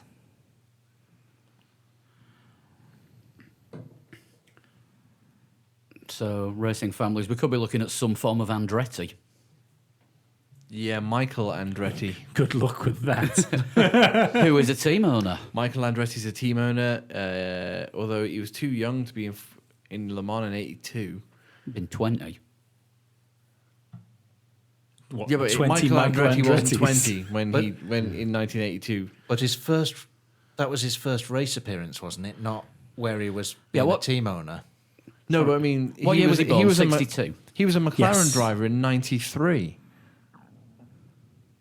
He was a Formula One driver in 1993 with McLaren. Yeah, but don't forget. that would have made him 33. It's Yeah, possible. I guess. drivers were a lot older back then. Yeah, I guess it's possible. They're even older than that now. Rookie drivers were a lot older back then. How old was Damon Hill when he finally got into Formula One? He was in his 30s, He was, wasn't he he? was 33, I think, when he. I was going to say 32, yeah. Yeah, Was he 36 when he won a world championship? I think so. Yeah. Damn it, too late for me. Only just. James Hunt was not known for giving me kind words from his commentary box. Any driver Still that sounds raced in like Formula One No. while James Hunt was there. still sounds like Michael Andretti to me, because Andretti was terrible and James Hunt was quite clear to let rip. Yeah. that Andretti was perhaps the worst driver in Formula One. I have been seen in the F1 paddock multiple times within the past few years. I haven't seen Michael Andretti in the Formula One paddock. And all of a sudden, Jerry Halliwell is in the frame. She is well known as a team owner. Yeah, but that's 56. That's a bit too young for her, isn't it? Ooh, ouch. Stage age. How's it feel to be that side of an age joke? Brings back memories. Just from a long time ago. Yeah, I'm still thinking Michael Andretti. Yeah. Although, was he in the Formula One paddock with McLaren when they were doing the whole Indy thing on like 2 years ago? Yeah, it could well have Well, a been. year and a half ago. Yeah, there's a good chance. I think we've got another clue before the next guest, haven't we? Yeah. My father's name is associated with a curse. The The Andretti, Andretti curse curse. over the Indy 500. Yeah. Was that a thing? That's Yeah, the thing. Ah. And Mario tried to win it how many times? About 38. I'm glad that was right, because my dyslexia kicked in for a second. It was one of those moments where I say, I know exactly what these words say, but I don't believe I'm going to say them. Yeah, the Andretti curse. I think we're looking at Michael Andretti. My father's associated with a crutch. Yeah, I think we're looking at Michael Andretti. Yeah, I think. I would have probably gone for Cruise, actually. I am one of many drivers to support Marlboro colours during my stint in Formula One. Michael Andretti. Yep. My son currently drives for my team. Michael, whatever Michael Andretti's son is called. Michael Mario? Jr. Luigi. Despite No, is it not Mario Andretti? Is he not a racer? Mario Jr. Maybe. I don't know. Mario is Michael's dad. Ah, Despite attempts, I have not won the Indianapolis 500. Because of the family curse. Yes. or Cruz. Or Cruz. Or Crutch. Was that the last? Was that Yeah, last that was clue? the last clue. Should we go for it? Yeah, I think Michael Yeah. Yeah. Andretti. Are you Michael Andretti? No surprise, I am Michael Andretti. Yes. That was- Thanks, Nick. Yeah, That was a good one, Nick. It was a Thank good you. one. And a proper win. it was a proper win. You had that like question 6. Ah, that was good. Right. Doesn't it feel better when you're not cheating to win? Like we never cheat. You tried to claim a couple that were undeserving. One letter out is still technically the right answer. Hey, it's just like Stoffel beating a crippled Alonso. A hollow win is what it would have been. I just want better from you. That's why I pushes. I think I'm going to be sick. Right, Formula Lee. Jump cut for this week's results because I haven't actually put them together yet. And I'm sorry to say that we still haven't got the Formula Lee results, but they'll be on the website in a day or so's time, and we'll put them out on social media, but keep checking for them. And the final challenge of the season is in Abu Dhabi. Abu Dhabi. What cars haven't we had? Most of them, because I think we've only Most done about of 4 races. Maybe we should have a Mercedes with it being the last race of the season and the Constructors' Championship and all that. Yeah, why not? And we might as well have fun with it as well. And it might as well be dry. So Thank you. Thanks for that. So Abu Dhabi in the dry in a Mercedes, and the cut-off is 7 o'clock UK time, 2 o'clock Eastern on Monday, the 26th of November, which is the Monday after the last race of the season and our last race review of the year. To be perfectly honest, at this time of year, I'm kind of just want to get shut of the season. I want to get shut of the season, and I want to get to testing. Get shut of the season and then Christmas and then testing. Yeah, of course. Christmas, when everyone always gets good Formula One Christmas presents. Fucking love Christmas. I like Christmas. Yeah, I love I Christmas. started Christmas shopping today. Did you really? Wow. I started Christmas shopping the other day. Bought myself an iPad. I'm not that organised, but I saw the Coca-Cola truck advert for the first time yesterday. It's too early for that. See, It's beginning to look a lot like November.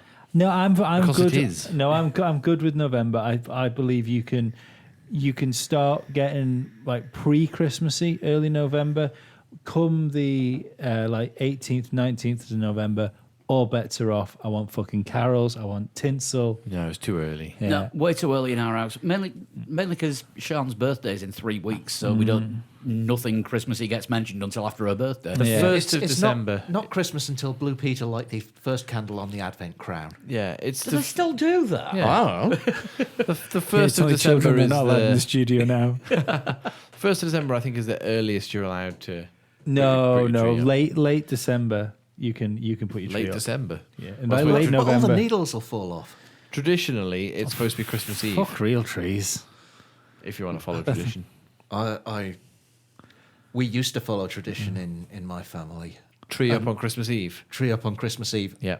but they started being all sold out by Yeah, Christmas it's Eve, not December. yeah. ideal. Yeah, I don't like using proper Christmas trees. I think it's a waste of paper. Plastic Christmas tree, and it goes up the Saturday before Christmas. Anyway, if you want to get in touch with us, you can email us 3legs4wheels@gmail.com. You can get us on Twitter @3legs4wheels. Already mentioned it before. There's the extra Patreon podcast you can subscribe to. Just go to patreon.com/3legs4wheels, and we are grateful for any subscriptions and donations that you put in there. Every penny of that goes into basically keeping us going. Yeah. Including what we pay to our web host, Cloud Above, who do an absolutely bang-up job. Yep. Because that's how you're able to listen to the podcast. Thank you, Cloud Above. You And if guys you- are wonderful. If you want to send in a total shunt, you can do it by You can send it to @atokshunt. direct, Just by direct message. yeah. Or just message me if you want to get in touch with me. And if you want to get hold of the rest of us, I am @Pablo100. I'm at Dan Dangleton. At Flood21. And don't forget the Facebook page and Instagram as well. I think that's got all the social stuff out the way. Go back to being antisocial now. Right, we'll be back next week. It'll be a preview of the last race of the season and whatever news comes up in the meantime. Nice. We'll see you next week. Bye-bye. Bye.